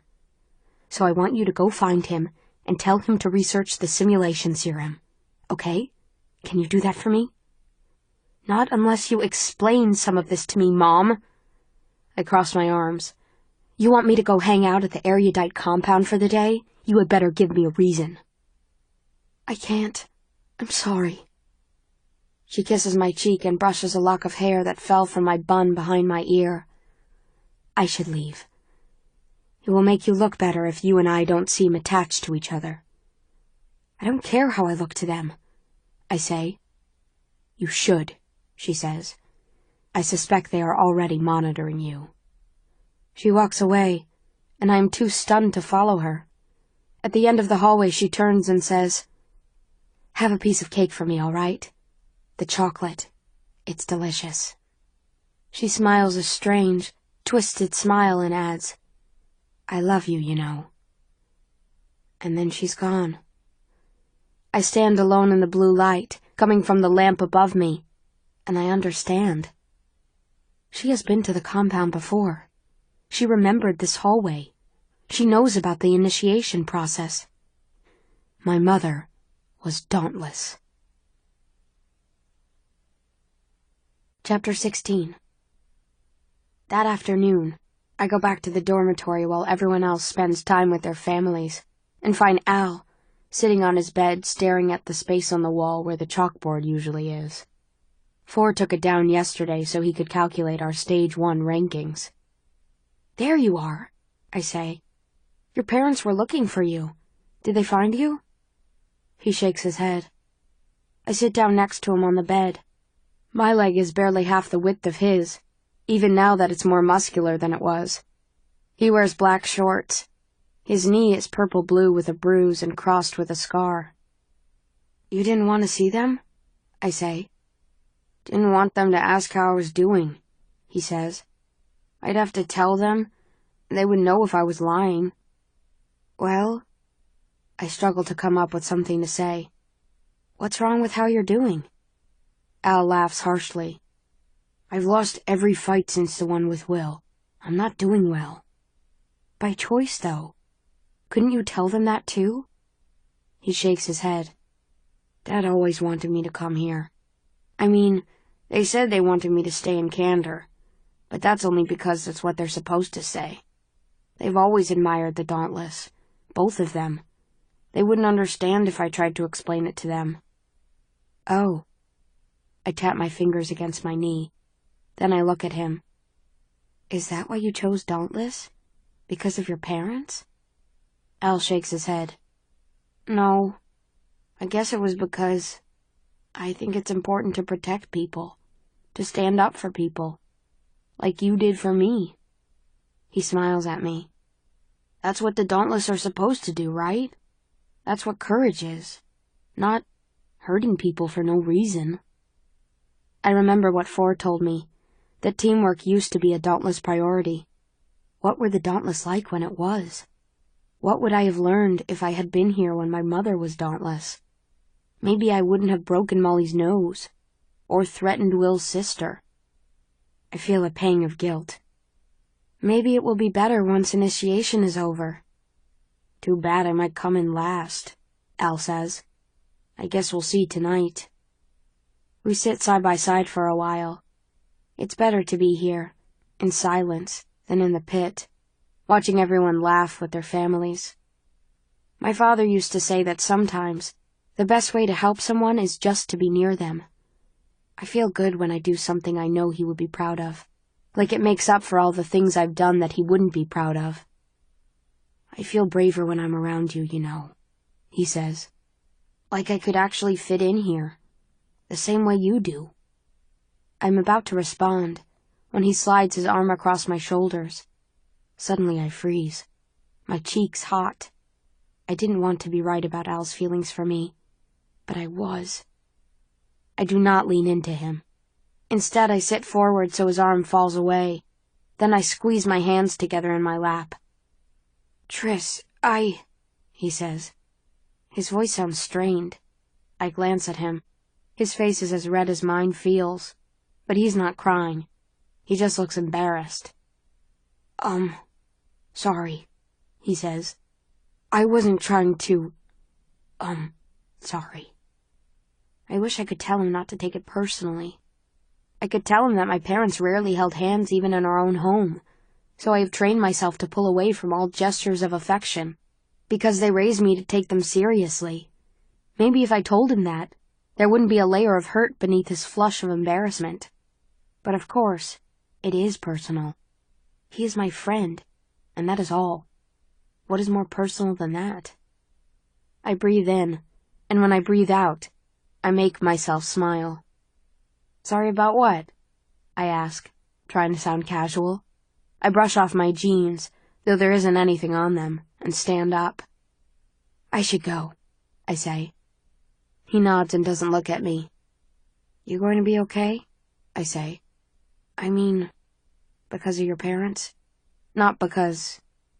I let my voice trail off. I don't know what I would say if I didn't. Oh, yeah. He nods again a little too vigorously. I'll see you later, Tris. I try not to walk out of the room too fast. When the dormitory door closes behind me, I touch a hand to my forehead and grin a little. Awkwardness aside, it is nice to be liked. Discussing our family visits would be too painful, so our final rankings for Stage 1 are all anyone can talk about that night. Every time someone near me brings it up, I stare at some point across the room and ignore them. My rank can't be as bad as it used to be, especially after I beat Molly, but it might not be good enough to get me in the top 10 at the end of initiation, especially when the Dauntless-born initiates are factored in. At dinner I sit with Christina, Will, and Al at a table in the corner. We are uncomfortably close to Peter, Drew, and Molly, who are at the next table over. When conversation at our table reaches a lull, I hear every word they say. They are speculating about the ranks. What a surprise. You aren't allowed to have pets, Christina demands, smacking the table with her palm. Why not? Because they're illogical, Will says matter-of-factly. What is the point in providing food and shelter for an animal that just soils your furniture, makes your home smell bad, and ultimately dies? Al and I meet eyes, like we usually do when Will and Christina start to fight. But this time, the second our eyes meet, we both look away. I hope this awkwardness between us doesn't last long. I want my friend back. The point is... Christina's voice trails off, and she tilts her head. Well, they're fun to have. I had a bulldog named Chunker. One time, we left a whole roasted chicken on the counter to cool, and when my mother went to the bathroom, he pulled it down off the counter and ate it. Bones and skin and all. We laughed so hard. Yes, that certainly changes my mind. Of course I want to live with an animal that eats all my food and destroys my kitchen. Will shakes his head. Why don't you just get a dog after initiation if you're feeling that nostalgic? Because... Christina's smile falls, and she pokes at her potato with her fork. Dogs are sort of ruined for me. After the aptitude test. We exchange looks. We all know that we aren't supposed to talk about the test, not even now that we have chosen. But for them, that rule must not be as serious as it is for me. My heart jumps unsteadily in my chest. For me, that rule is protection. It keeps me from having to lie to my friends about my results. Every time I think the word divergent, I hear Tori's warning, and now my mother's warning too. Don't tell anyone. Dangerous. You mean killing the dog, right? Asks Will. I almost forgot. Those with an aptitude for Dauntless picked up the knife in the simulation and stabbed the dog when it attacked. No wonder Christina doesn't want a pet dog anymore. I tug my sleeves over my wrists and twist my fingers together. Yeah, she says. I mean, you guys all had to do that too, right? She looks first at Al and then at me. Her dark eyes narrow and she says, You didn't. You're hiding something, she says. You're fidgeting. What? In candor, says Al, nudging me with his shoulder. There. That feels normal. We learn to read body language so we know when someone is lying or keeping something from us. Oh. I scratch the back of my neck. Well, see? There it is again, she says, pointing at my hand. I feel like I'm swallowing my heartbeat. How can I lie about my results if they can tell when I'm lying? I'll have to control my body language. I drop my hand and clasp my hands in my lap. Is that what an honest person does? I don't have to lie about the dog, at least. No, I didn't kill the dog. How did you get Dauntless without using the knife? Says Will, narrowing his eyes at me. I look him in the eye and say evenly, I didn't. I got abnegation. It is half true. Tori reported my result as abnegation, so that is what is in the system. Anyone who has access to the scores would be able to see it. I keep my eyes on his for a few seconds. Shifting them away might be suspicious. Then I shrug and stab a piece of meat with my fork. I hope they believe me. They have to believe me. But you chose Dauntless anyway? Christina says. Why? I told you, I say, smirking. It was the food. She laughs. Did you guys know that Triss had never seen a hamburger before she came here? She launches into the story of our first day, and my body relaxes. But I still feel heavy. I should not lie to my friends. It creates barriers between us, and we already have more than I want. Christina taking the flag, me rejecting Al. After dinner, we go back to the dormitory, and it's hard for me not to sprint, knowing that the rankings will be up when I get there. I want to get it over with. At the door to the dormitory, Drew shoves me into the wall to get past me. My shoulder scrapes on the stone, but I keep walking. I'm too short to see over the crowd of initiates standing near the back of the room, but when I find a space between heads to look through, I see that the blackboard is on the ground, leaning against Four's legs, facing away from us. He stands with a piece of chalk in one hand. For those of you who just came in, I'm explaining how the ranks are determined, he says. After the first round of fights, we ranked you according to your skill level. The number of points you earn depend on your skill level and the skill level of the person you beat. You earn more points for improving, and more points for beating someone of a high skill level. I don't reward preying on the weak. That is cowardice. I think his eyes linger on Peter at that last line, but they move on quickly enough that I'm not sure. If you have a high rank, you lose points for losing to a low-ranked opponent. Molly lets out an unpleasant noise, like a snort or a grumble. Stage 2 of training is weighted more heavily than Stage 1, because it is more closely tied to overcoming cowardice, he says. That said, it is extremely difficult to rank high at the end of initiation if you rank low in Stage 1. I shift from one foot to the other, trying to get a good look at him. When I finally do, I look away. His eyes are already on me, probably drawn by my nervous movement. We will announce the cuts tomorrow, Four says. The fact that you are transfers, and the Dauntless-born initiates are not, will not be taken into consideration. 4 of you could be factionless and none of them.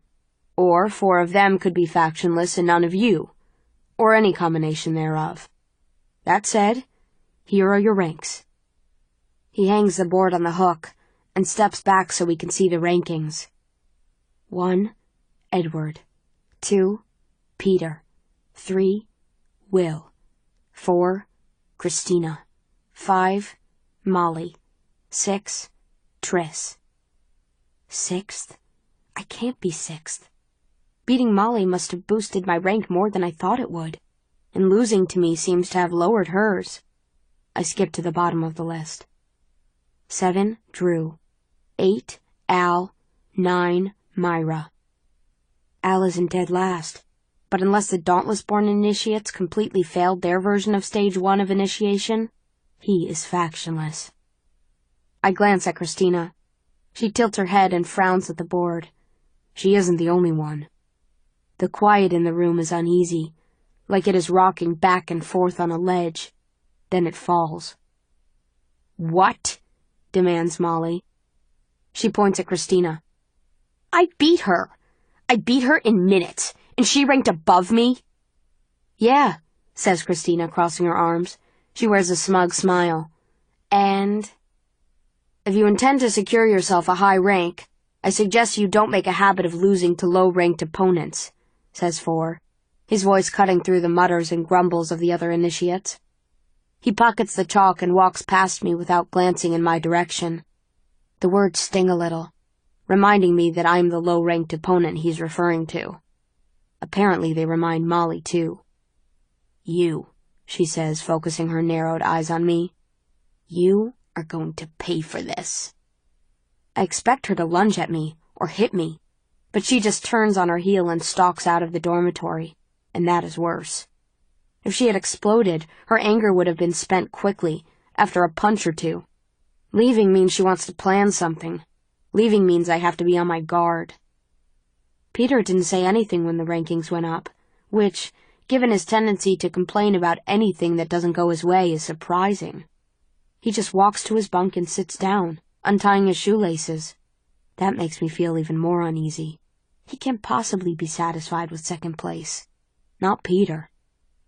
Will and Christina slap hands, and then Will claps me on the back with a hand bigger than my shoulder blade. Look at you, number 6, he says, grinning. Still might not have been good enough, I remind him.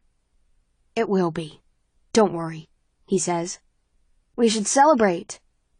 Well, let's go then, says Christina, grabbing my arm with one hand and Al's arm with the other. Come on, Al. You don't know how the Dauntless-borns did. You don't know anything for sure. I'm just going to go to bed, he mumbles, pulling his arm free. In the hallway, it is easy to forget about Al and Molly's revenge and Peter's suspicious calm, and easy to pretend that what separates us as friends does not exist. But lingering at the back of my mind is the fact that Christina and Will are my competitors. If I want to fight my way to the top 10, I will have to beat them first. I just hope I don't have to betray them in the process.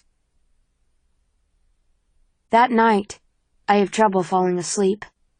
The dormitory used to seem loud to me, with all the breathing, but now it is too quiet. When it's quiet, I think about my family. Thank God the Dauntless compound is usually loud.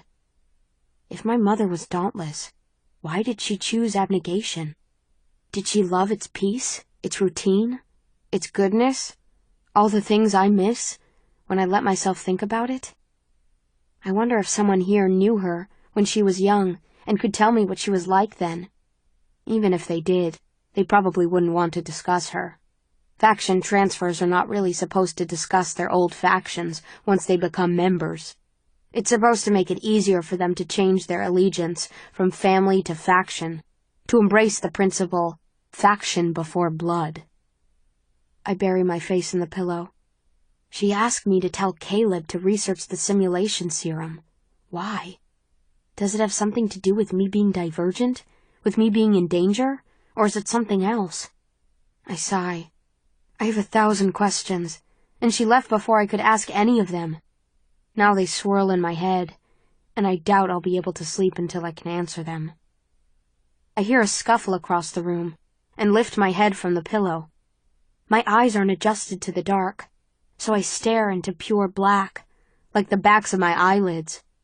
I hear shuffling and the squeak of a shoe, a heavy thud, and then a wail that curdles my blood and makes my hair stand on end. I throw the blankets back and stand on the stone floor with bare feet.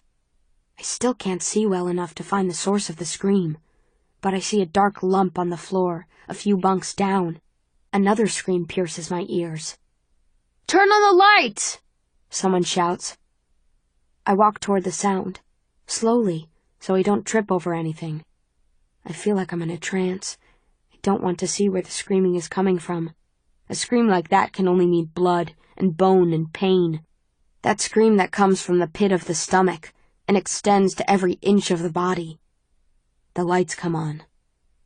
Edward lies on the floor next to his bed, clutching at his face. Surrounding his head is a halo of blood, and jutting between his clawing fingers is a silver knife handle. My heart thumping in my ears, I recognize it as a butter knife from the dining hall. The blade is stuck in Edward's eye. Myra, who stands at Edward's feet, screams. Someone else screams too, and someone yells for help, and Edward is still on the floor, writhing and wailing. I crouch by his head, my knees pressing to the pool of blood, and put my hands on his shoulders. "Lie still," I say. I feel calm, though I can't hear anything, like my head is submerged in water. Edward thrashes again, and I say it louder, sterner. I said, "Lie still. Breathe." "My eye!" he screams. I smell something foul. Someone vomited. "Take it out!" he yells. "Get it out! Get it out of me! Get it out!" I shake my head and then realize that he can't see me. A laugh bubbles in my stomach, hysterical. I have to suppress hysteria if I'm going to help him. I have to forget myself. "No," I say. "You have to let the doctor take it out. Hear me? Let the doctor take it out. And breathe." "It hurts," he sobs. I know it does. Instead of my voice, I hear my mother's voice. I see her crouching before me on the sidewalk in front of our house, brushing tears from my face after I scraped my knee. I was 5 at the time. "It will be all right." I try to sound firm, like I'm not idly reassuring him, but I am.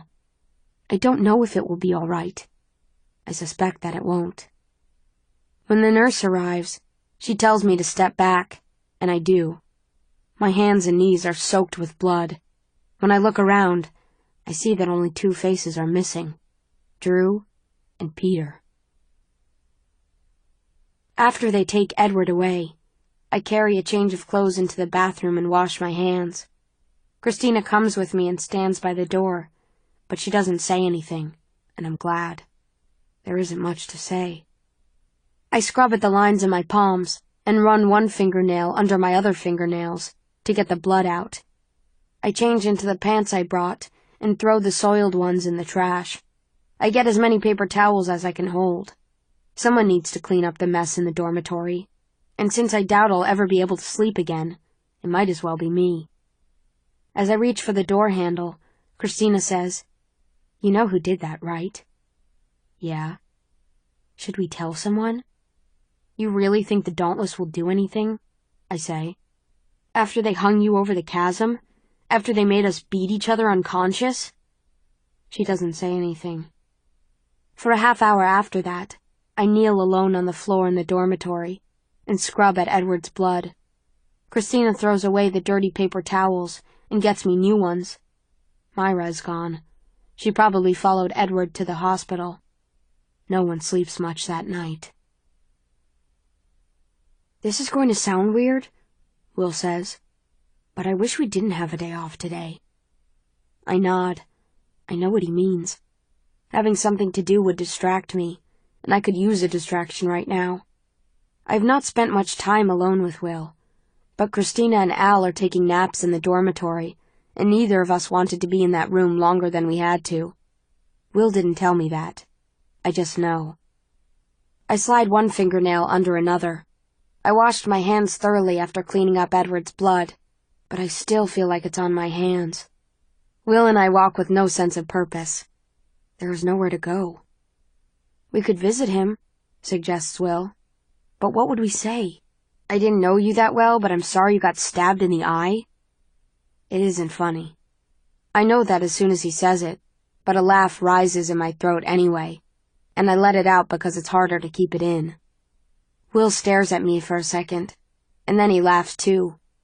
Sometimes crying or laughing are the only options left, and laughing feels better right now. "Sorry," I say. "It's just so ridiculous."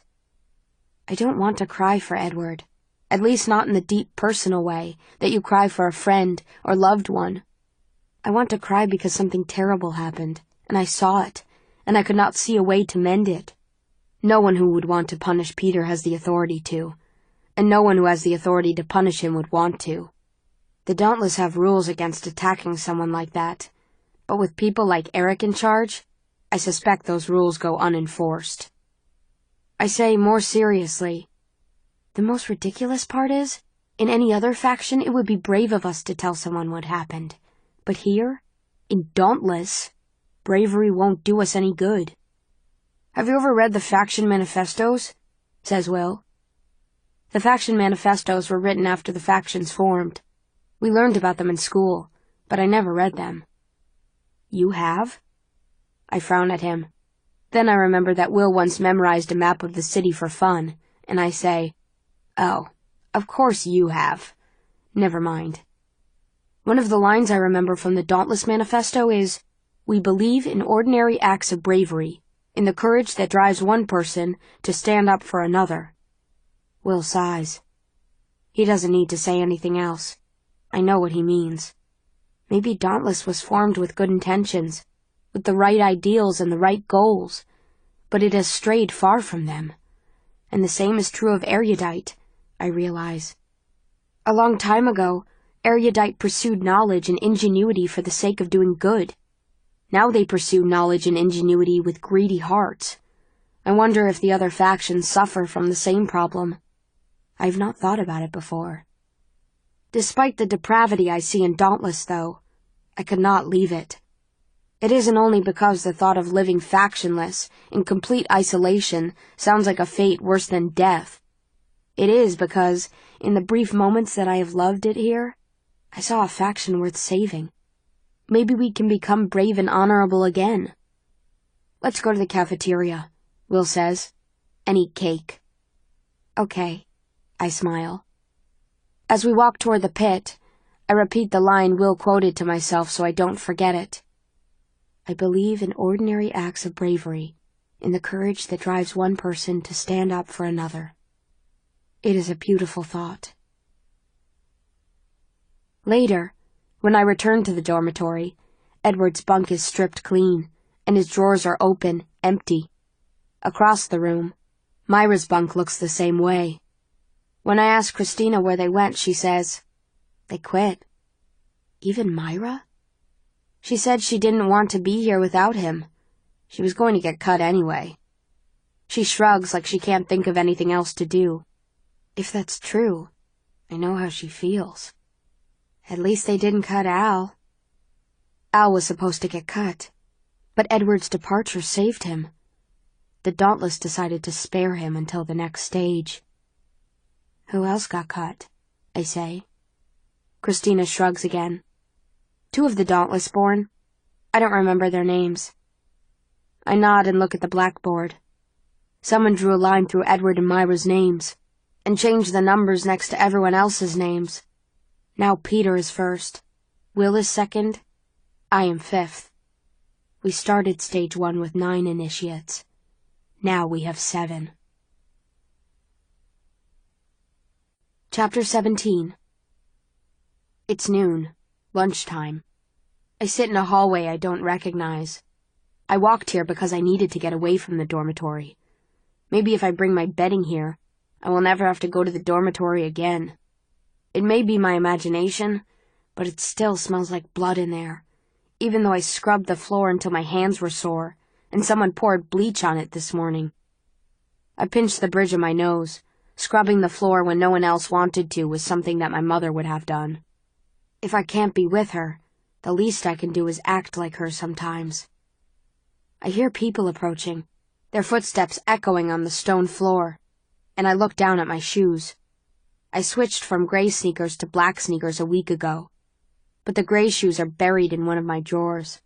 I can't bear to throw them away, even though I know it's foolish to be attached to sneakers, like they can bring me home. Tris. I look up. Uriah stops in front of me. He waves along the Dauntless-born initiates he walks with. They exchange looks, but keep moving. You okay? He says. I had a difficult night. Yeah, I heard about that guy Edward. Uriah looks down the hallway. The Dauntless-born initiates disappear around a corner. Then he grins a little. Want to get out of here? What? I ask. Where are you going? To a little initiation ritual, he says. Come on, we have to hurry. I briefly consider my options. I can sit here, or I can leave the Dauntless compound. I push myself to my feet and jog next to Uriah to catch up to the Dauntless-born initiates. The only initiates they usually let come are the ones with older siblings in Dauntless, he says. But they might not even notice. Just act like you belong. What exactly are we doing? Something dangerous, he says. A look I can only describe as dauntless mania enters his eyes. But rather than recoil from it, as I might have a few weeks ago, I catch it, like it's contagious. Excitement replaces the leaden feeling inside me. We slow when we reach the Dauntless-born initiates. What's the stiff doing here? Asks a boy with a metal ring between his nostrils. She just saw that guy get stabbed in the eye, Gabe, says Uriah. Give her a break, okay? Gabe shrugs and turns away.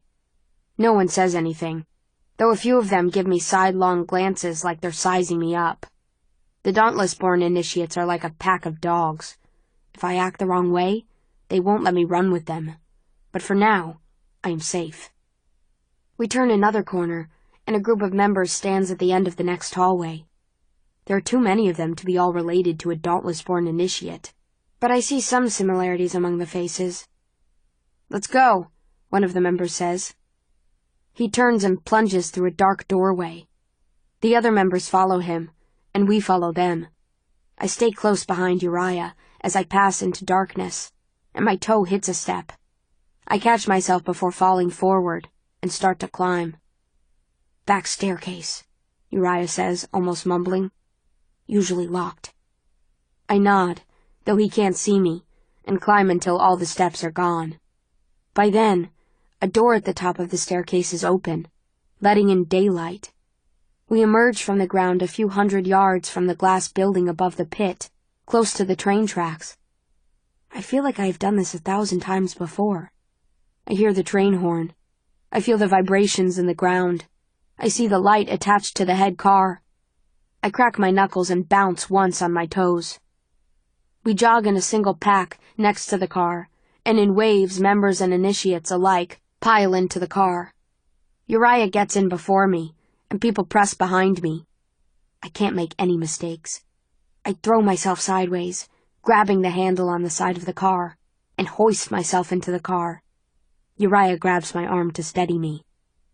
The train picks up its speed. Uriah and I sit against one of the walls.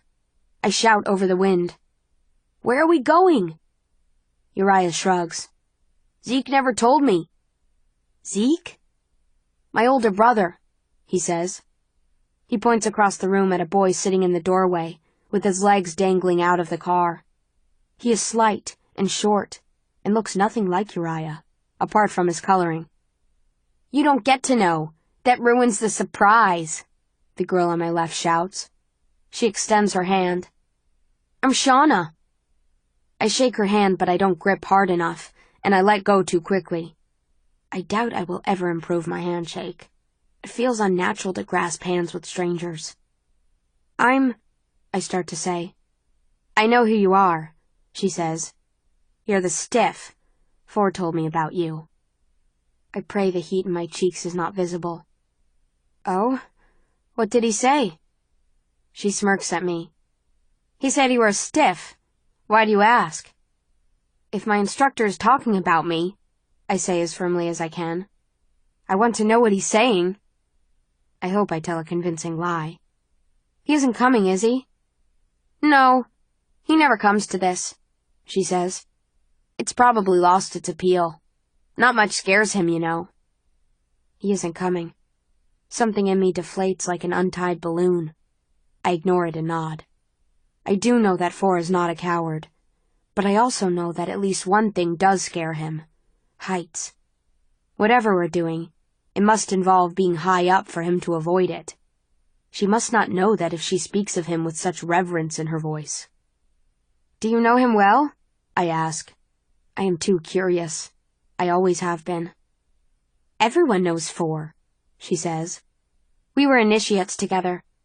I was bad at fighting, so he taught me every night after everyone was asleep." She scratches the back of her neck, her expression suddenly serious. "Nice of him." She gets up and stands behind the members sitting in the doorway. In a second, her serious expression is gone, but I still feel rattled by what she said, half confused by the idea of Four being nice, and half wanting to punch her for no apparent reason. "Here we go!" shouts Shauna. The train doesn't slow down, but she throws herself out of the car. The other members follow her, a stream of black-clothed, pierced people not much older than I am. I stand in the doorway next to Uriah.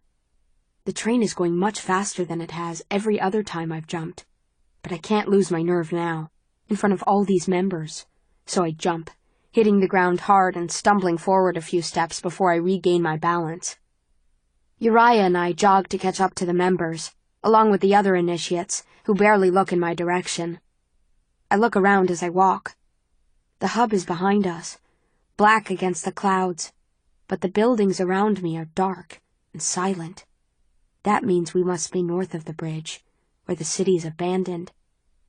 We turn a corner and spread out as we walk down Michigan Avenue. South of the bridge, Michigan Avenue is a busy street, crawling with people, but here it is bare. As soon as I lift my eyes to scan the buildings, I know where we're going. The empty Hancock building, a black pillar with crisscross girders, the tallest building north of the bridge.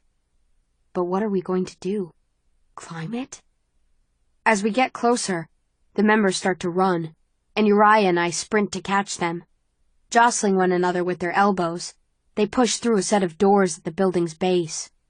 The glass in one of them is broken, so it is just a frame. I step through it, instead of opening it, and follow the members through an eerie, dark entryway, crunching broken glass beneath my feet.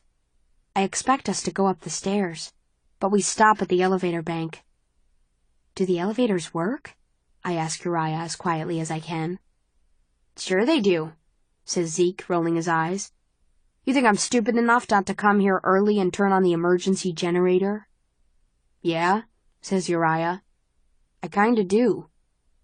Zeke glares at his brother, then puts him in a headlock and rubs his knuckles into Uriah's skull. Zeke may be smaller than Uriah, but he must be stronger, or at least faster. Uriah smacks him in the side, and he lets go. I grin at the sight of Uriah's disheveled hair, and the elevator doors open. We pile in, members in one and initiates in the other.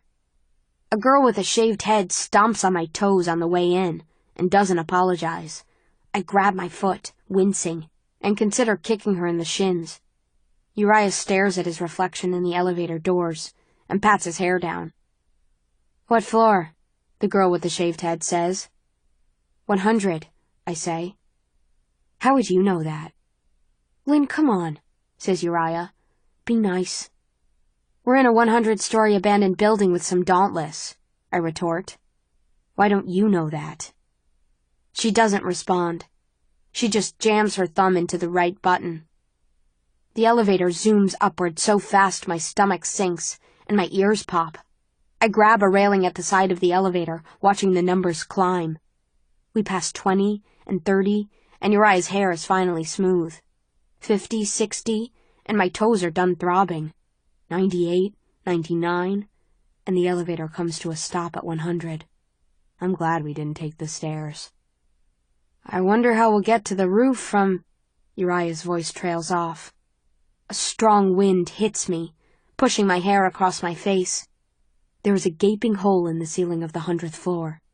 Zeke props an aluminum ladder against its edge and starts to climb. The ladder creaks and sways beneath his feet, but he keeps climbing, whistling as he does. When he reaches the roof, he turns around and holds the top of the ladder for the next person. Part of me wonders if this is a suicide mission, disguised as a game. It isn't the first time I've wondered that since the choosing ceremony. I climb the ladder after Uriah. It reminds me of climbing the rungs on the Ferris wheel, with 4 close at my heels. I remember his fingers on my hip again, how they kept me from falling, and I almost miss a step on the ladder. Stupid. Biting my lip, I make it to the top and stand on the roof of the Hancock building. The wind is so powerful, I hear and feel nothing else. I have to lean against Uriah to keep from falling over.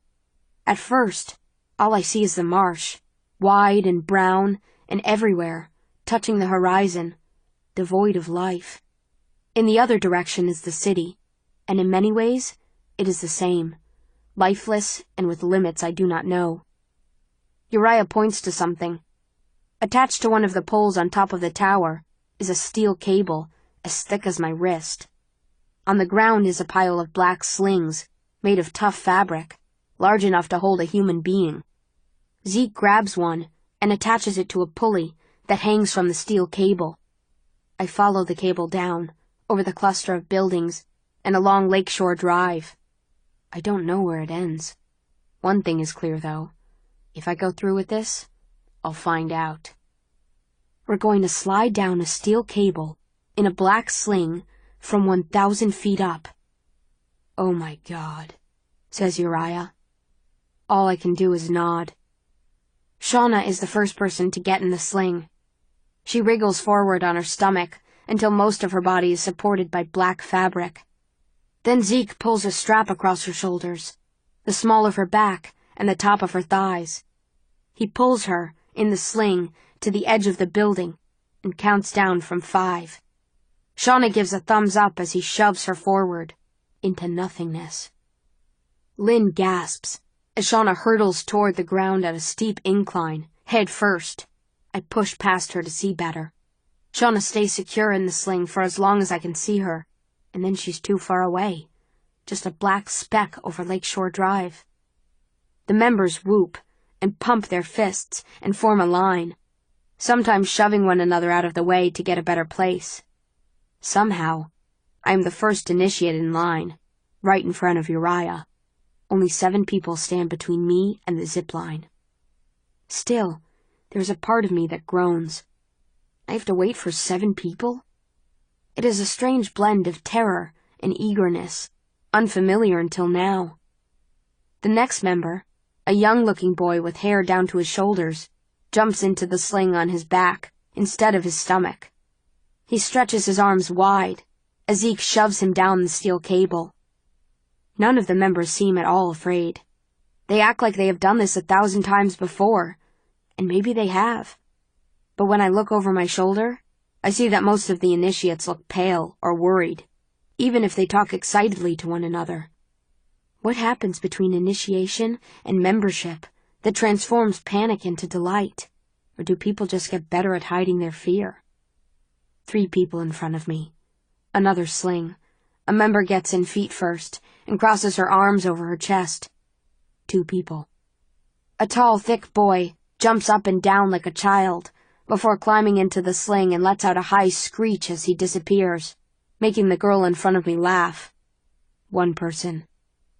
She hops into the sling face first and keeps her hands in front of her as Zeke tightens her straps. And then it's my turn. I shudder as Zeke hangs my sling from the cable. I try to climb in, but I have trouble. My hands are shaking too badly. "Don't worry," Zeke says right next to my ear. He takes my arm and helps me get in, face down. The straps tighten around my midsection, and Zeke slides me forward, to the edge of the roof. I stare down the building's steel girders and black windows, all the way to the cracked sidewalk. I am a fool for doing this, and a fool for enjoying the feeling of my heart slamming against my sternum and sweat gathering in the lines of my palms. "Ready, Stiff?" Zeke smirks down at me. "I have to say I'm impressed that you aren't screaming and crying right now." "I told you," Uriah says. "She's dauntless through and through. Now get on with it." "Careful, brother, or I might not tighten your straps enough," Zeke says. He smacks his knee. And then, splat. Yeah, Uriah says, and then our mother would boil you alive." Hearing him talk about his mother, about his intact family, makes my chest hurt for a second, like someone pierced it with a needle. Only if she found out. Zeke tugs on the pulley attached to the steel cable. It holds, which is fortunate, because if it breaks, my death will be swift and certain. He looks down at me and says, "Ready, set, go." Before he can finish the word go, he releases the sling and I forget him. I forget Uriah and family and all the things that could malfunction and lead to my death. I hear metal sliding against metal and feel wind so intense it forces tears into my eyes as I hurtle toward the ground. I feel like I'm without substance, without weight. Ahead of me the marsh looks huge, its patches of brown spreading farther than I can see, even up this high. The air is so cold and so fast that it hurts my face. I pick up speed, and a shout of exhilaration rises within me, stopped only by the wind that fills my mouth the second my lips part. Held secure by the straps, I throw my arms out to the side and imagine that I'm flying. I plunge toward the street, which is cracked and patchy, and follows perfectly the curve of the marsh. I can imagine, up here, how the marsh looked when it was full of water, like liquid steel as it reflected the color of the sky. My heart beats so hard it hurts, and I can't scream and I can't breathe, but I also feel everything, every vein and every fiber, every bone and every nerve, all awake and buzzing in my body as if charged with electricity. I am pure adrenaline. The ground grows and bulges beneath me, and I can see the tiny people standing on the pavement below. I should scream, like any rational human being would, but when I open my mouth again, I just crow with joy. I yell louder, and the figures on the ground pump their fists and yell back, but they are so far away I can barely hear them. I look down and the ground smears beneath me, all gray and white and black, glass and pavement and steel. Tendrils of wind, soft as hair, wrap around my fingers and push my arms back. I try to pull my arms to my chest again, but I am not strong enough. The ground grows bigger and bigger. I don't slow down for another minute at least, but sail parallel to the ground, like a bird. When I slow down, I run my fingers over my hair. The wind teased it into knots. I hang about 20 feet above the ground, but that height seems like nothing now. I reach behind me and work to undo the straps holding me in. My fingers shake, but I still manage to loosen them. A crowd of members stands below. They grasp one another's arms, forming a net of limbs beneath me. In order to get down, I have to trust them to catch me. I have to accept that these people are mine, and I am theirs. It is a braver act than sliding down the zip line. I wriggle forward and fall. I hit their arms hard. Wrist bones and forearms press into my back, and then palms wrap around my arms and pull me to my feet. I don't know which hands hold me, and which hands don't. I see grins and hear laughter. "What do you think?" Shauna says, clapping me on the shoulder. All the members stare at me. They look as windblown as I feel, the frenzy of adrenaline in their eyes, and their hair askew. I know why my father said the Dauntless were a pack of madmen. He couldn't, understand the kind of camaraderie that forms only after you've all risked your lives together. "When can I go again?" I say. My smile stretches wide enough to show teeth, and when they laugh, I laugh. I think of climbing the stairs with the abnegation, our feet finding the same rhythm, all of us the same. This isn't like that. We are not the same. But we are, somehow, one. I look toward the Hancock building, which is so far from where I stand that I can't see the people on its roof. "Look, there he is," someone says, pointing over my shoulder. I follow the pointed finger toward a small dark shape sliding down the steel wire.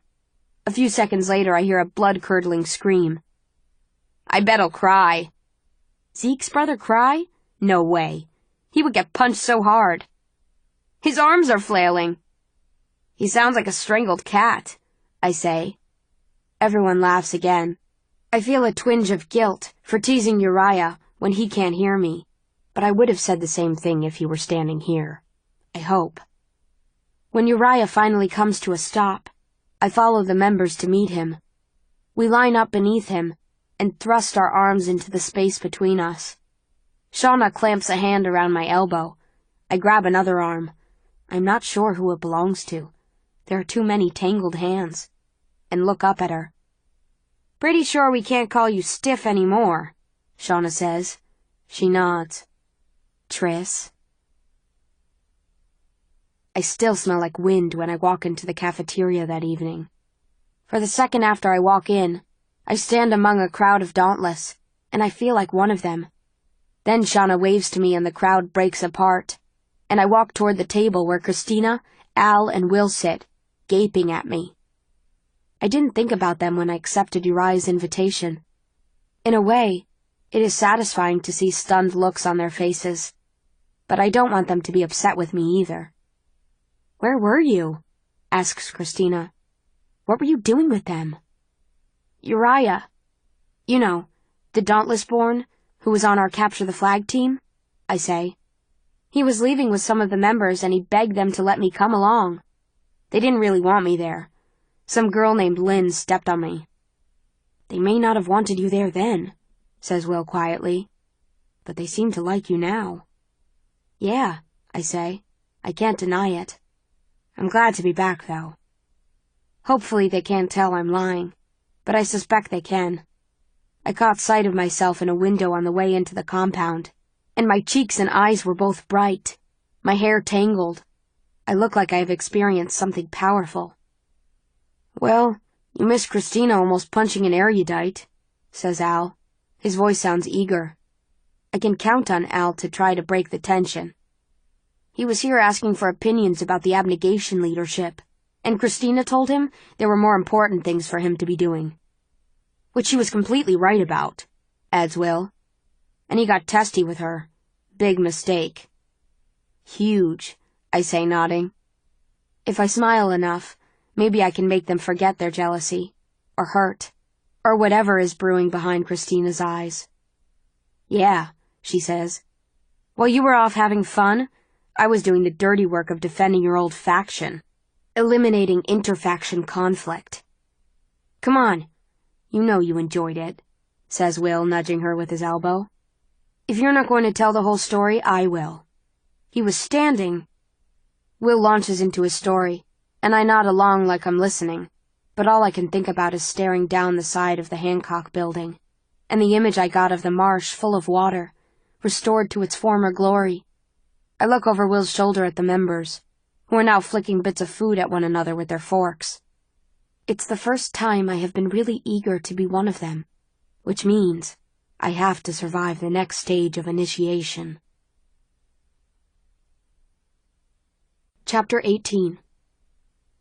As far as I can tell, the second stage of initiation involves sitting in a dark hallway with the other initiates, wondering what's going to happen behind a closed door.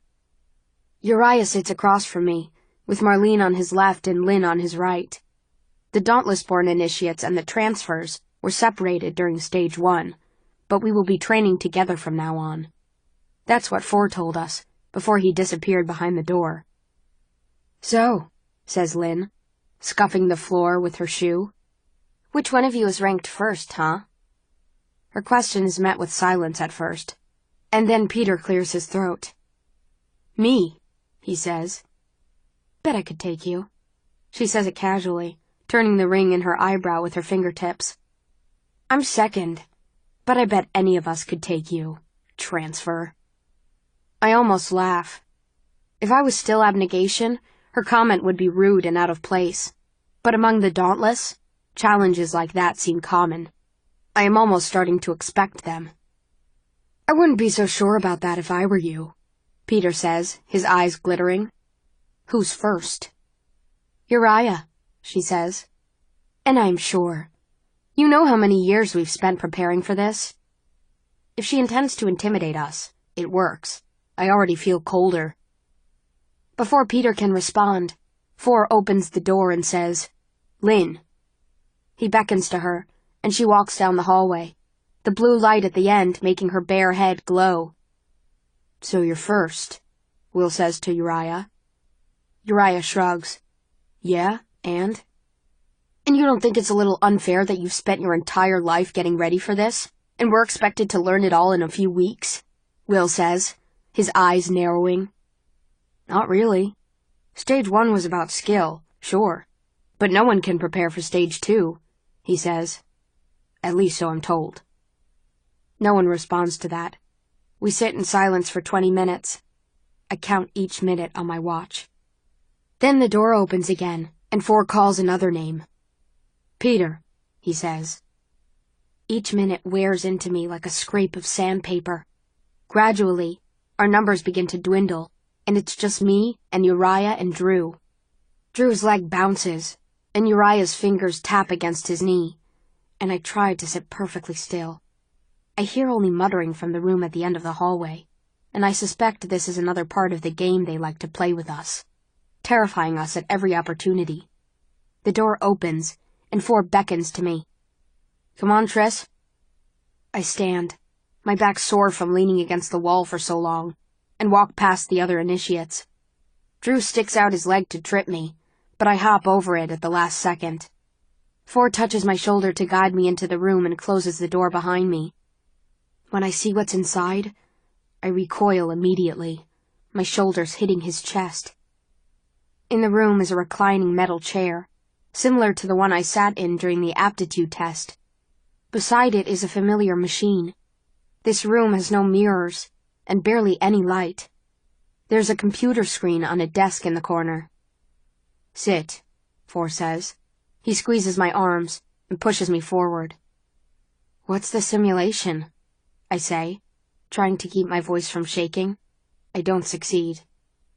"Ever hear the phrase, 'face your fears'?" he says. "We're taking that literally. The simulation will teach you to control your emotions in the midst of a frightening situation." I touch a wavering hand to my forehead. Simulations aren't real. They pose no real threat to me, so logically, I shouldn't be afraid of them. But my reaction is visceral. It takes all the willpower I have for me to steer myself toward the chair and sit down in it again, pressing my skull into the headrest. The cold from the metal seeps through my clothes. "Do you ever administer the aptitude tests?" I say. He seems qualified. "No," he replies. "I avoid stiffs as much as possible." I don't know why someone would avoid the abnegation. The dauntless or the candor, maybe, because bravery and honesty make people do strange things. But the abnegation? Why? Do you ask me that because you think I'll actually answer? Why do you say vague things if you don't want to be asked about them?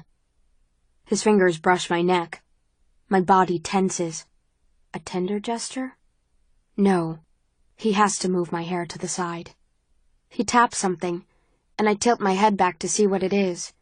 Four holds a syringe with a long needle in one hand, his thumb against the plunger. The liquid in the syringe is tinted orange. An injection? My mouth goes dry. I don't usually mind needles, but this one is huge. We use a more advanced version of the simulation here, he says. A different serum, no wires or electrodes for you. How does it work without wires? Well, I have wires, so I can see what's going on, he says. But for you, there's a tiny transmitter in the serum that sends data to the computer. He turns my arm over and eases the tip of the needle into the tender skin on the side of my neck. A deep ache spreads through my throat. I wince and try to focus on his calm face. The serum will go into effect in 60 seconds.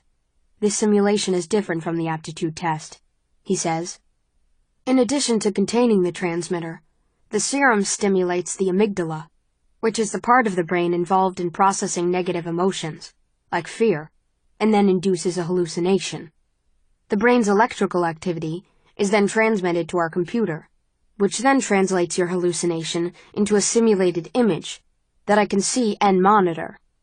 I will then forward the recording to Dauntless administrators. You stay in the hallucination until you calm down. That is, lower your heart rate and control your breathing. I try to follow his words, but my thoughts are going haywire. I feel the trademark symptoms of fear. Sweaty palms, racing heart, tightness in my chest, dry mouth, a lump in my throat, difficulty breathing. He plants his hands on either side of my head and leans over me. Be brave, Triss, he whispers. The first time is always the hardest. His eyes are the last thing I see. I stand in a field of dry grass that comes up to my waist. The air smells like smoke and burns my nostrils. Above me, the sky is bile-colored, and the sight of it fills me with anxiety, my body cringing away from it. I hear fluttering, like the pages of a book blown by the wind, but there is no wind. The air is still and soundless, apart from the flapping, neither hot nor cold. Not like air at all, but I can still breathe. A shadow swoops overhead. Something lands on my shoulder. I feel its weight in the prick of talons, and fling my arm forward to shake it off, my hand batting at it. I feel something smooth and fragile, a feather. I bite my lip and look to the side. A black bird the size of my forearm turns its head and focuses one beady eye on me. I grit my teeth and hit the crow again with my hand. It digs in its talons and doesn't move. I cry out, more frustrated than pained, and hit the crow with both hands. But it stays in place, resolute, one eye on me, feathers gleaming in the yellow light. Thunder rumbles, and I hear the patter of rain on the ground, but no rain falls. The sky darkens, like a cloud is passing over the sun. Still cringing away from the crow, I look up. A flock of crows storms toward me, an advancing army of outstretched talons and open beaks, each one squawking, filling the air with noise. The crows descend in a single mass, diving toward the earth, hundreds of beady black eyes shining. I try to run, but my feet are firmly planted and refuse to move, like the crow on my shoulder. I scream as they surround me, feathers flapping in my ears, beaks pecking at my shoulders, talons clinging to my clothes. I scream until tears come from my eyes, my arms flailing. My hands hit solid bodies but do nothing. There are too many. I am alone. They nip at my fingertips and press against my body, wings sliding across the back of my neck, feet tearing at my hair. I twist and wrench and fall to the ground, covering my head with my arms. They scream against me. I feel a wiggling in the grass, a crow forcing its way under my arm.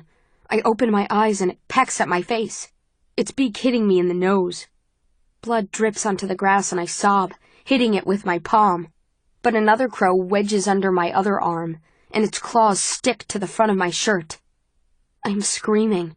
I am sobbing. "Help!" I wail. "Help!" And the crows flap harder, a roar in my ears. My body burns, and they are everywhere, and I can't think. I can't breathe. I gasp for air, and my mouth fills with feathers. Feathers down my throat, in my lungs, replacing my blood with dead weight. "Help!" I sob and scream, insensible, illogical. I am dying. I am dying. I am dying. My skin sears, and I am bleeding, and the squawking is so loud my ears are ringing. But I am not dying, and I remember that it isn't real, but it feels real. It feels so real. Be brave. For's voice screams in my memory.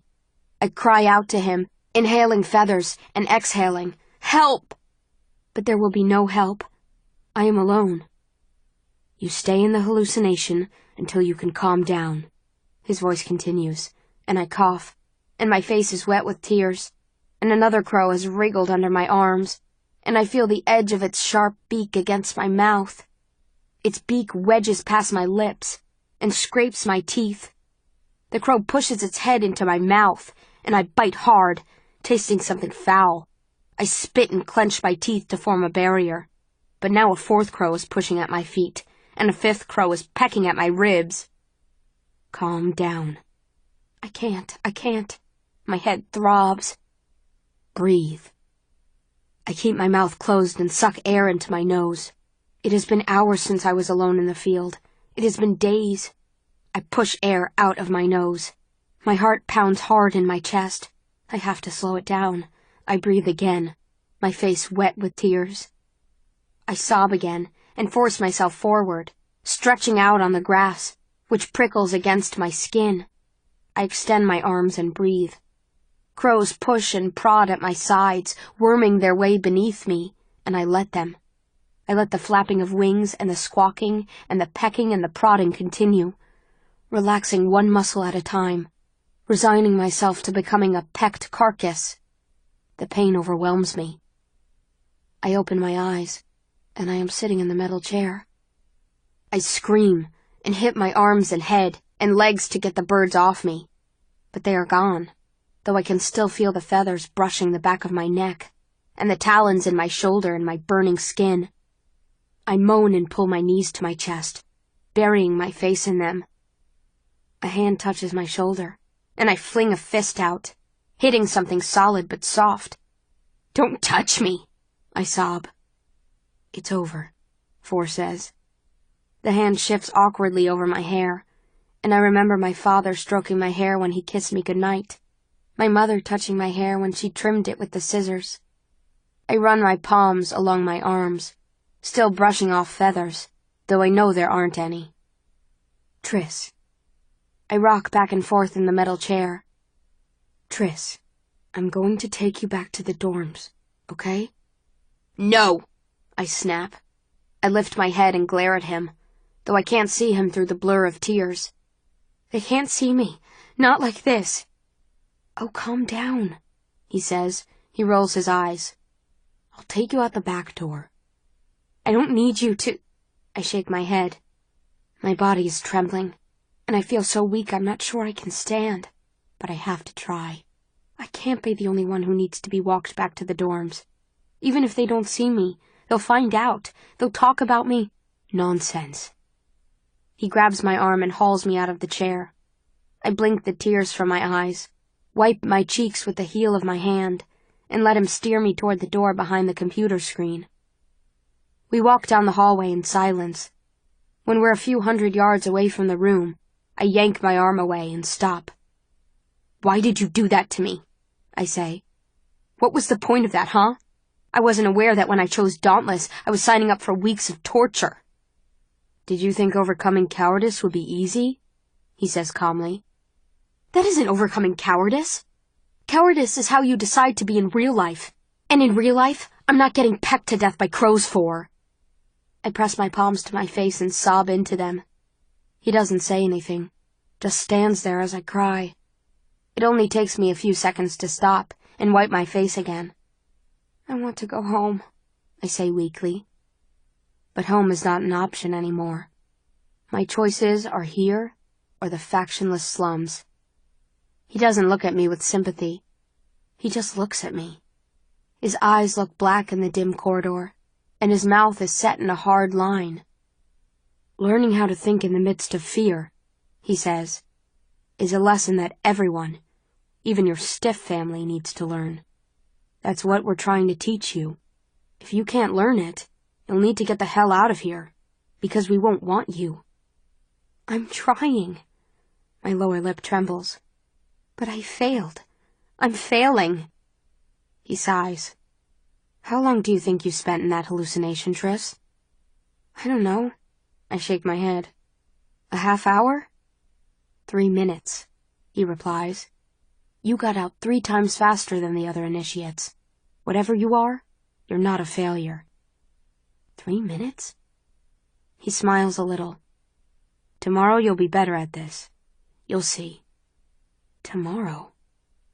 He touches my back and guides me toward the dormitory. I feel his fingertips through my shirt. Their gentle pressure makes me forget the birds for a moment. What was your first hallucination? I say, glancing at him. It wasn't a what, so much as a who. He shrugs. It's not important. And are you over that fear now? Not yet. We reach the door to the dormitory, and he leans against the wall, sliding his hands into his pockets. I may never be. So they don't go away?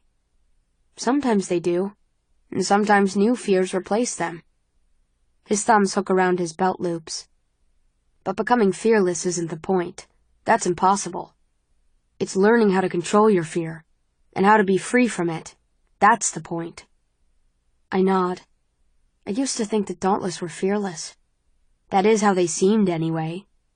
But maybe what I saw as fearless was actually fear under control. Anyway, your fears are rarely what they appear to be in the simulation, he adds. What do you mean? Well, are you really afraid of crows? He says, half smiling at me. The expression warms his eyes enough that I forget he's my instructor. He's just a boy, talking casually, walking me to my door. When you see one, do you run away screaming? No, I guess not. I think about stepping closer to him. Not for any practical reason, but just because I want to see what it would be like to stand that close to him, just because I want to. Foolish, a voice in my head says. I step closer and lean against the wall too, tilting my head sideways to look at him. As I did on the Ferris wheel, I know exactly how much space there is between us.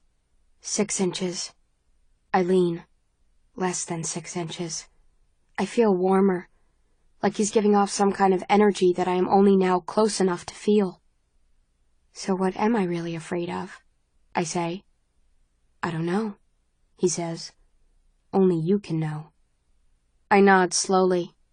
There are a dozen things it could be, but I'm not sure which one is right, or if there's even one right one.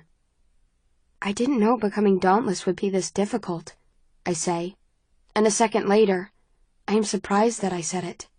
Surprised that I admitted to it. I bite the inside of my cheek and watch 4 carefully. Was it a mistake to tell him that?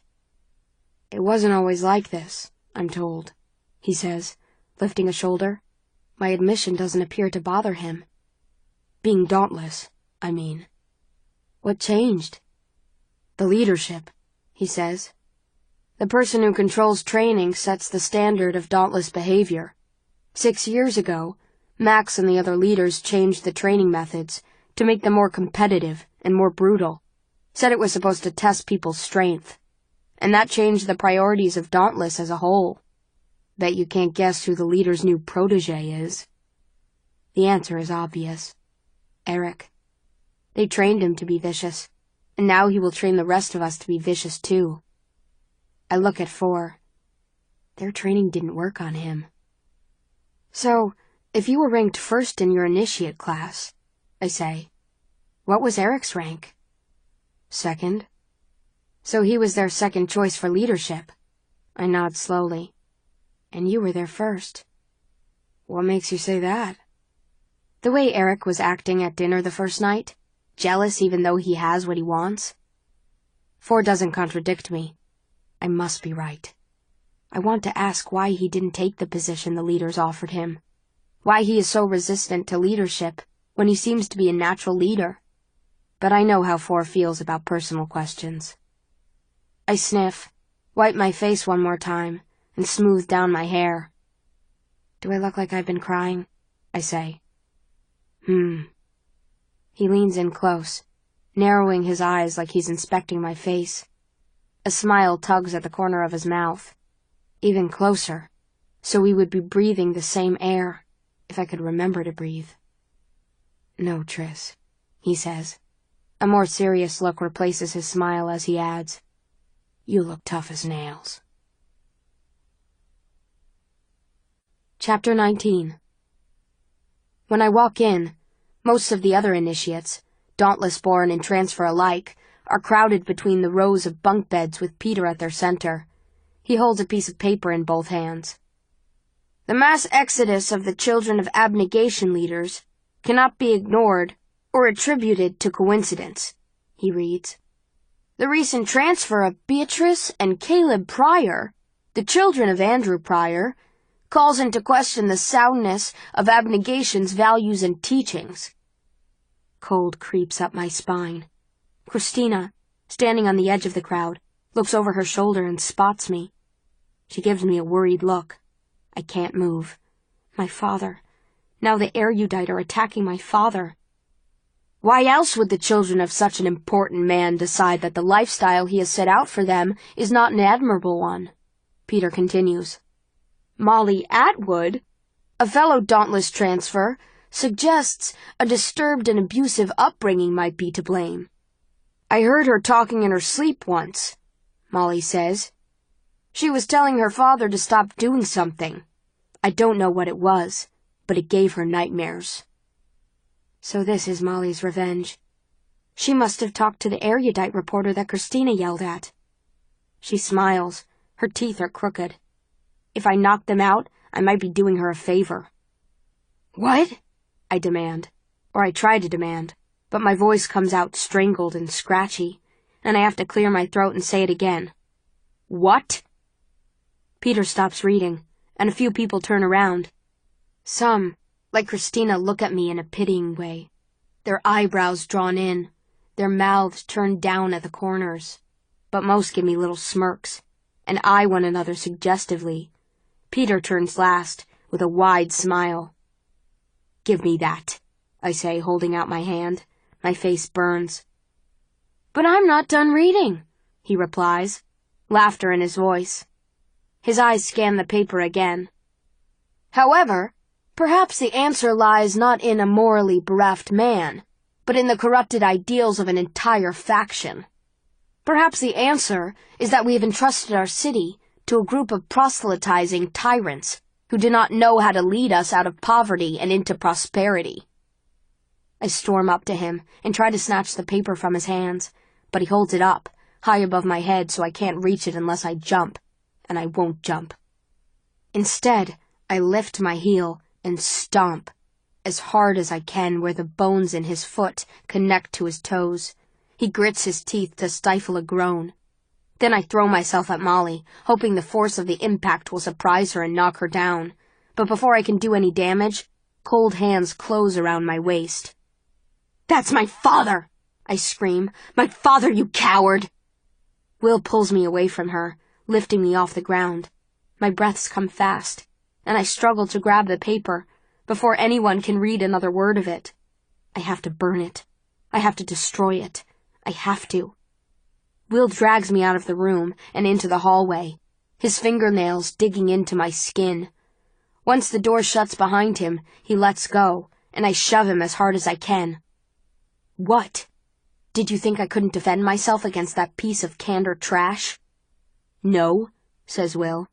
He stands in front of the door. I figured I'd stop you from starting a brawl in the dormitory.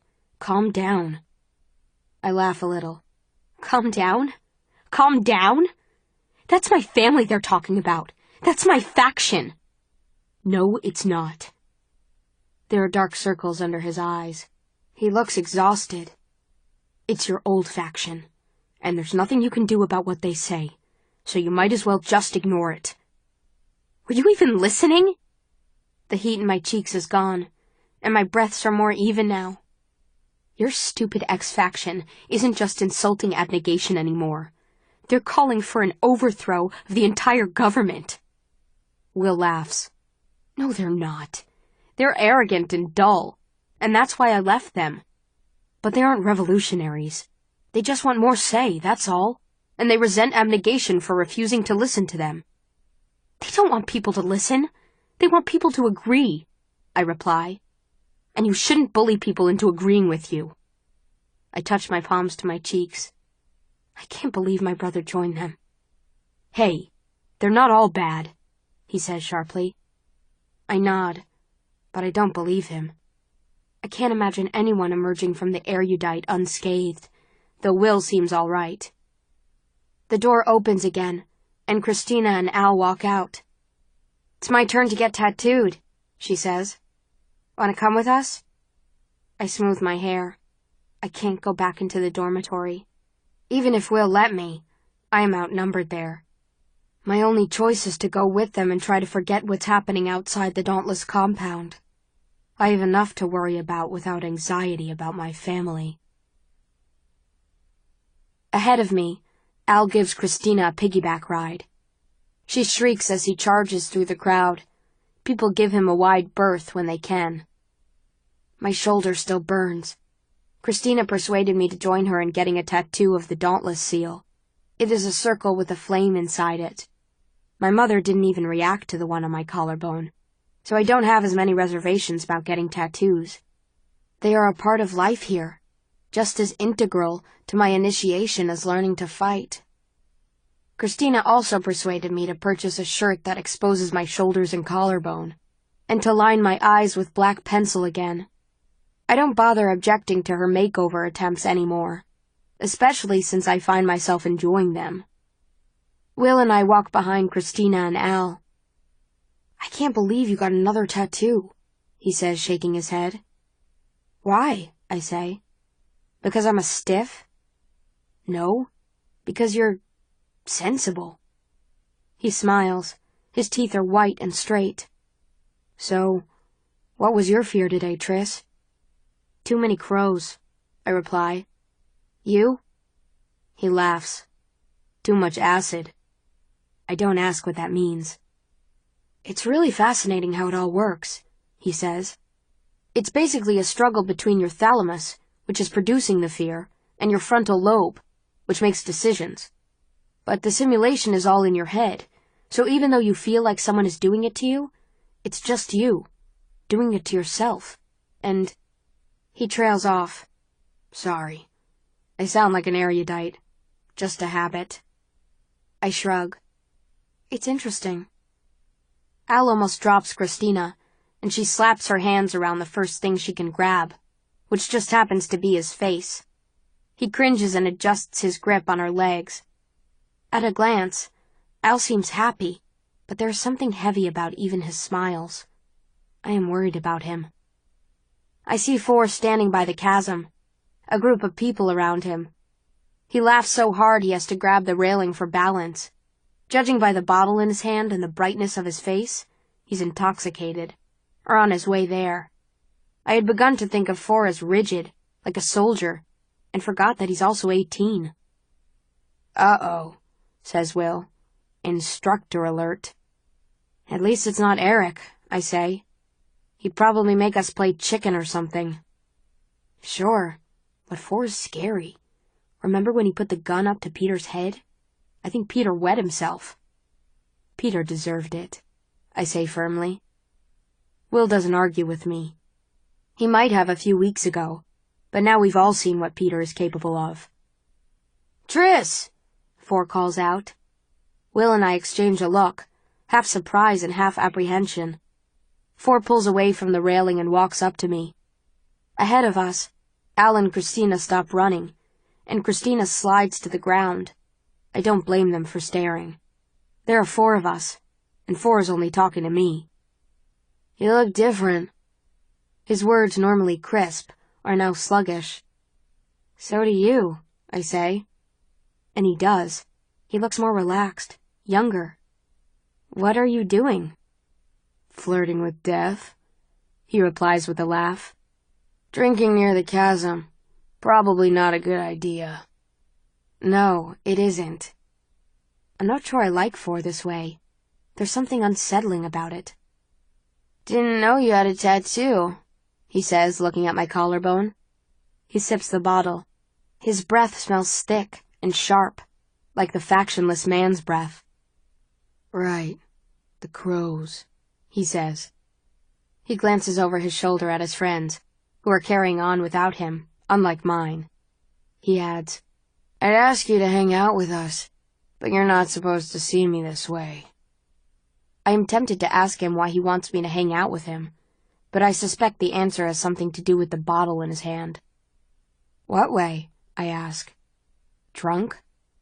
Yeah. Well, no. His voice softens. Real, I guess. I'll pretend I didn't. Nice of you. He puts his lips next to my ear and says, You look good, Tris. His words surprise me, and my heart leaps. I wish it didn't, because judging by the way his eyes slide over mine, he has no idea what he's saying. I laugh. Do me a favor, and stay away from the chasm, okay? Of course. He winks at me. I can't help it. I smile. Will clears his throat, but I don't want to turn away from For, even when he walks back to his friends. Then Al rushes at me like a rolling boulder and throws me over his shoulder. I shriek, my face hot. Come on, little girl, he says. I'm taking you to dinner. I rest my elbows on Al's back and wave at For as he carries me away. I thought I would rescue you, Al says as we walk away. He sets me down. What was that all about? He is trying to sound lighthearted, but he asks the question almost sadly. He still cares too much about me. Yeah, I think we'd all like to know the answer to that question, says Christina in a sing-song voice. What did he say to you? Nothing. I shake my head. He was drunk. He didn't even know what he was saying. I clear my throat. That's why I was grinning. It's funny to see him that way. Right, says Will. Couldn't possibly be because... I elbow Will hard in the ribs before he can finish his sentence. He was close enough to hear what For said to me about looking good. I don't need him telling everyone about it, especially not Al. I don't want to make him feel worse. At home, I used to spend calm, pleasant nights with my family. My mother knit scarves for the neighborhood kids. My father helped Caleb with his homework. There was a fire in the fireplace and peace in my heart, as I was doing exactly what I was supposed to be doing, and everything was quiet. I have never been carried around by a large boy, or laughed until my stomach hurt at the dinner table, or listened to the clamor of 100 people all talking at once. Peace is restrained. This is free. Chapter 20. I breathe through my nose. In, out, in. It's just a simulation, Tris, For says quietly. He's wrong. The last simulation bled into my life, waking and sleeping, nightmares, not just featuring the crows but the feelings I had in the simulation, terror and helplessness, which I suspect is what I am really afraid of.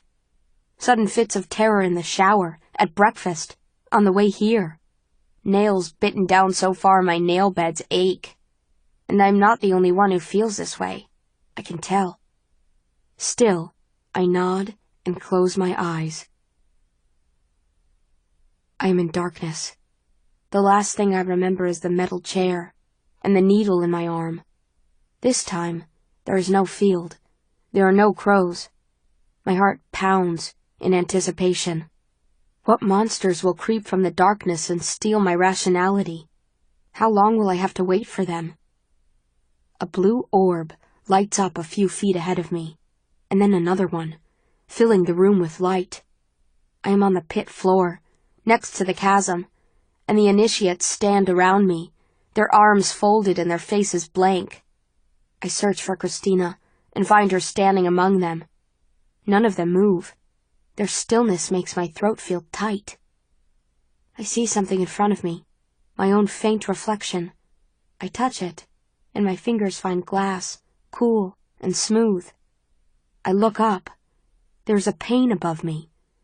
I'm in a glass box. I press above my head to see if I can force the box open. It doesn't budge. I am sealed in. My heart beats faster. I don't want to be trapped. Someone taps on the wall in front of me. 4. He points at my feet, smirking.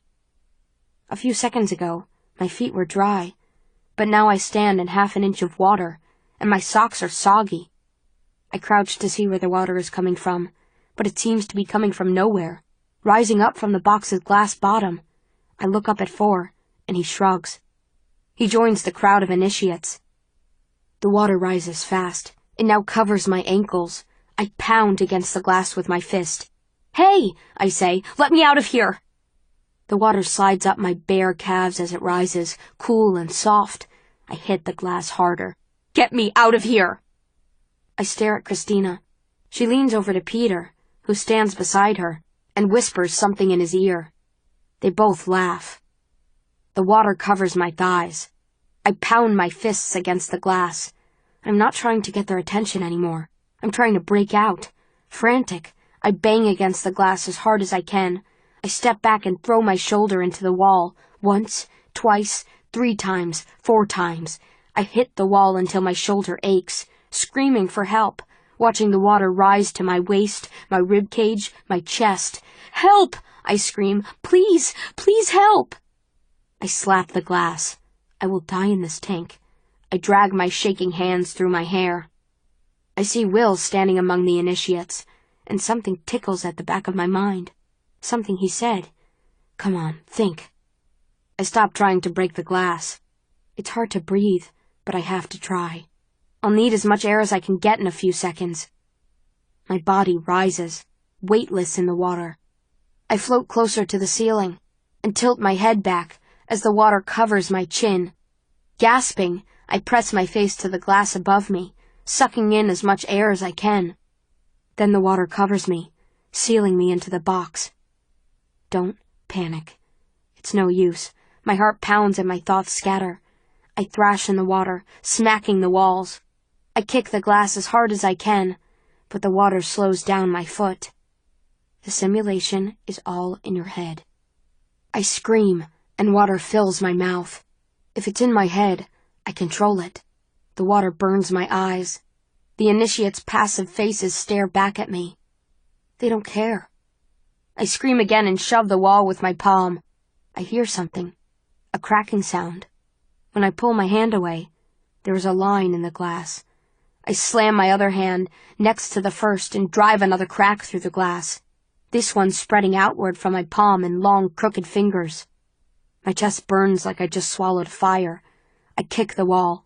My toes ache from the impact, and I hear a long, low groan. The pain shatters, and the force of the water against my back throws me forward. There is air again. I gasp and sit up. I'm in the chair. I gulp and shake out my hands. Forrest stands to my right, but instead of helping me up, he just looks at me. "What?" I ask. "How did you do that?" "Do what?" "Crack the glass." "I don't know." Forrest finally offers me his hand. I swing my legs over the side of the chair, and when I stand, I feel steady, calm. He sighs and grabs me by the elbow, half leading and half dragging me out of the room. We walk quickly down the hallway, and then I stop, pulling my arm back. He stares at me in silence. He won't give me information without prompting. "What?" I demand. "You're Divergent," he replies. I stare at him, fear pulsing through me like electricity. He knows. How does he know? I must have slipped up, said something wrong. I should act casual. I lean back, pressing my shoulders to the wall and say, "What's Divergent?" "Don't play stupid," he says. I suspected it last time, but this time it's obvious. You manipulated the simulation. You're Divergent. I'll delete the footage, but unless you want to wind up dead at the bottom of the chasm, you'll figure out how to hide it during the simulations. Now, if you'll excuse me." He walks back to the simulation room and slams the door behind him. I feel my heartbeat in my throat. I manipulated the simulation. I broke the glass. I didn't know that was an act of divergence. How did he? I push myself away from the wall and start down the hallway. I need answers, and I know who has them. I walk straight to the tattoo place, where I last saw Tori. There aren't many people out, because it's mid-afternoon, and most of them are at work or at school. There are 3 people in the tattoo place: the other tattoo artist, who was drawing a lion on another man's arm, and Tori, who was sorting through a stack of paper on the counter. She looks up when I walk in. "Hello, Triss," she says. She glances at the other tattoo artist, who is too focused on what he's doing to notice us. "Let's go in the back." I follow her behind the curtain that separates the 2 rooms.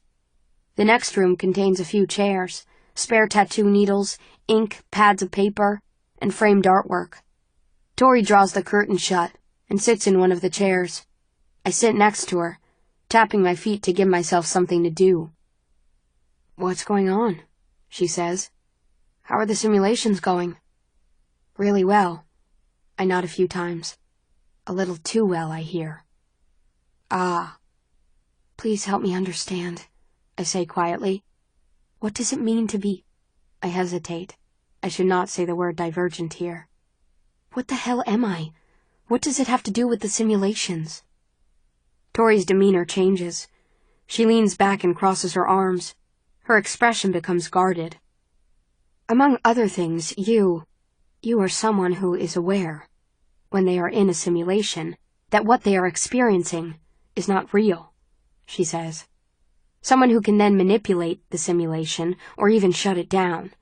And also," she leans forward and looks into my eyes, "someone who, because you are also dauntless, tends to die." A weight settles on my chest, like each sentence she speaks is piling there. Tension builds inside me until I can't stand to hold it in anymore. I have to cry, or scream, or... I let out a harsh little laugh that dies almost as soon as it's born and say, "So I'm going to die then?" "Not necessarily," she says. "The Dauntless leaders don't know about you yet. I deleted your aptitude results from the system immediately and manually logged your result as abnegation. But make no mistake, if they discover what you are, they will kill you." I stare at her in silence. She doesn't look crazy. She sounds steady, if a little urgent, and I've never suspected her of being unbalanced, but she must be. There hasn't been a murder in our city as long as I've been alive. Even if individuals are capable of it, the leaders of a faction can't possibly be. "You're paranoid," I say. "The leaders of the Dauntless wouldn't kill me. People don't do that. Not anymore. That's the point of all this. All the factions." "Oh, you think so?" She plants her hands on her knees and stares right at me, her features taut with sudden ferocity. "They got my brother. Why not you, huh? What makes you special?" "Your brother?" I say, narrowing my eyes. "Yeah, my brother. He and I both transferred from Erudite. Only his aptitude test was inconclusive. On the last day of simulations, they found his body in the chasm. Said it was a suicide. Only my brother was doing well in training. He was dating another initiate. He was happy." She shakes her head. "You have a brother, right? Don't you think you would know if he was suicidal?" I try to imagine Caleb killing himself. Even the thought sounds ridiculous to me. Even if Caleb was miserable, it would not be an option. Her sleeves are rolled up, so I can see a tattoo of a river on her right arm. Did she get it after her brother died? Was the river another fear she overcame? She lowers her voice. "In the second stage of training, Georgie got really good, really fast. He said the simulations weren't even scary to him. They were like a game. So the instructors took a special interest in him, piled into the room when he went under. instead of just letting the instructor report his results. Whispered about him all the time. The last day of simulations, one of the Dauntless leaders came in to see it himself, and the next day, Georgie was gone. I could be good at the simulations, if I mastered whatever force helped me break the glass. I could be so good that all the instructors took notice. I could, but will I? Is that all it is? I say. Just changing the simulations? I doubt it, she says, but that's all I know. How many people know about this? I say, thinking of 4. About manipulating the simulations. 2 kinds of people, she says. People who want you dead, or people who have experienced it themselves, firsthand, or secondhand, like me. 4 told me he would delete the recording of me breaking the glass. He doesn't want me dead. Is he Divergent? Was a family member? A friend? A girlfriend? I push the thought aside. I can't let him distract me. I don't understand, I said slowly. Why the Dauntless leaders care that I can manipulate the simulation? If I had it figured out, I would have told you by now. She presses her lips together. The only thing I've come up with is that changing the simulation isn't what they care about. It's just a symptom of something else, something they do care about. Tori takes my hand and presses it between her palms. Think about this, she says. These people taught you how to use a gun. They taught you how to fight. You think they're above hurting you? Above killing you? She releases my hand and stands. I have to go or Bud will ask questions. Be careful, Triss. This audiobook has been broken into multiple parts to make the download faster. You have reached the end of a part, but not the end of the complete audiobook. So please check your library for the next part of this audiobook. Audible hopes you have enjoyed this program.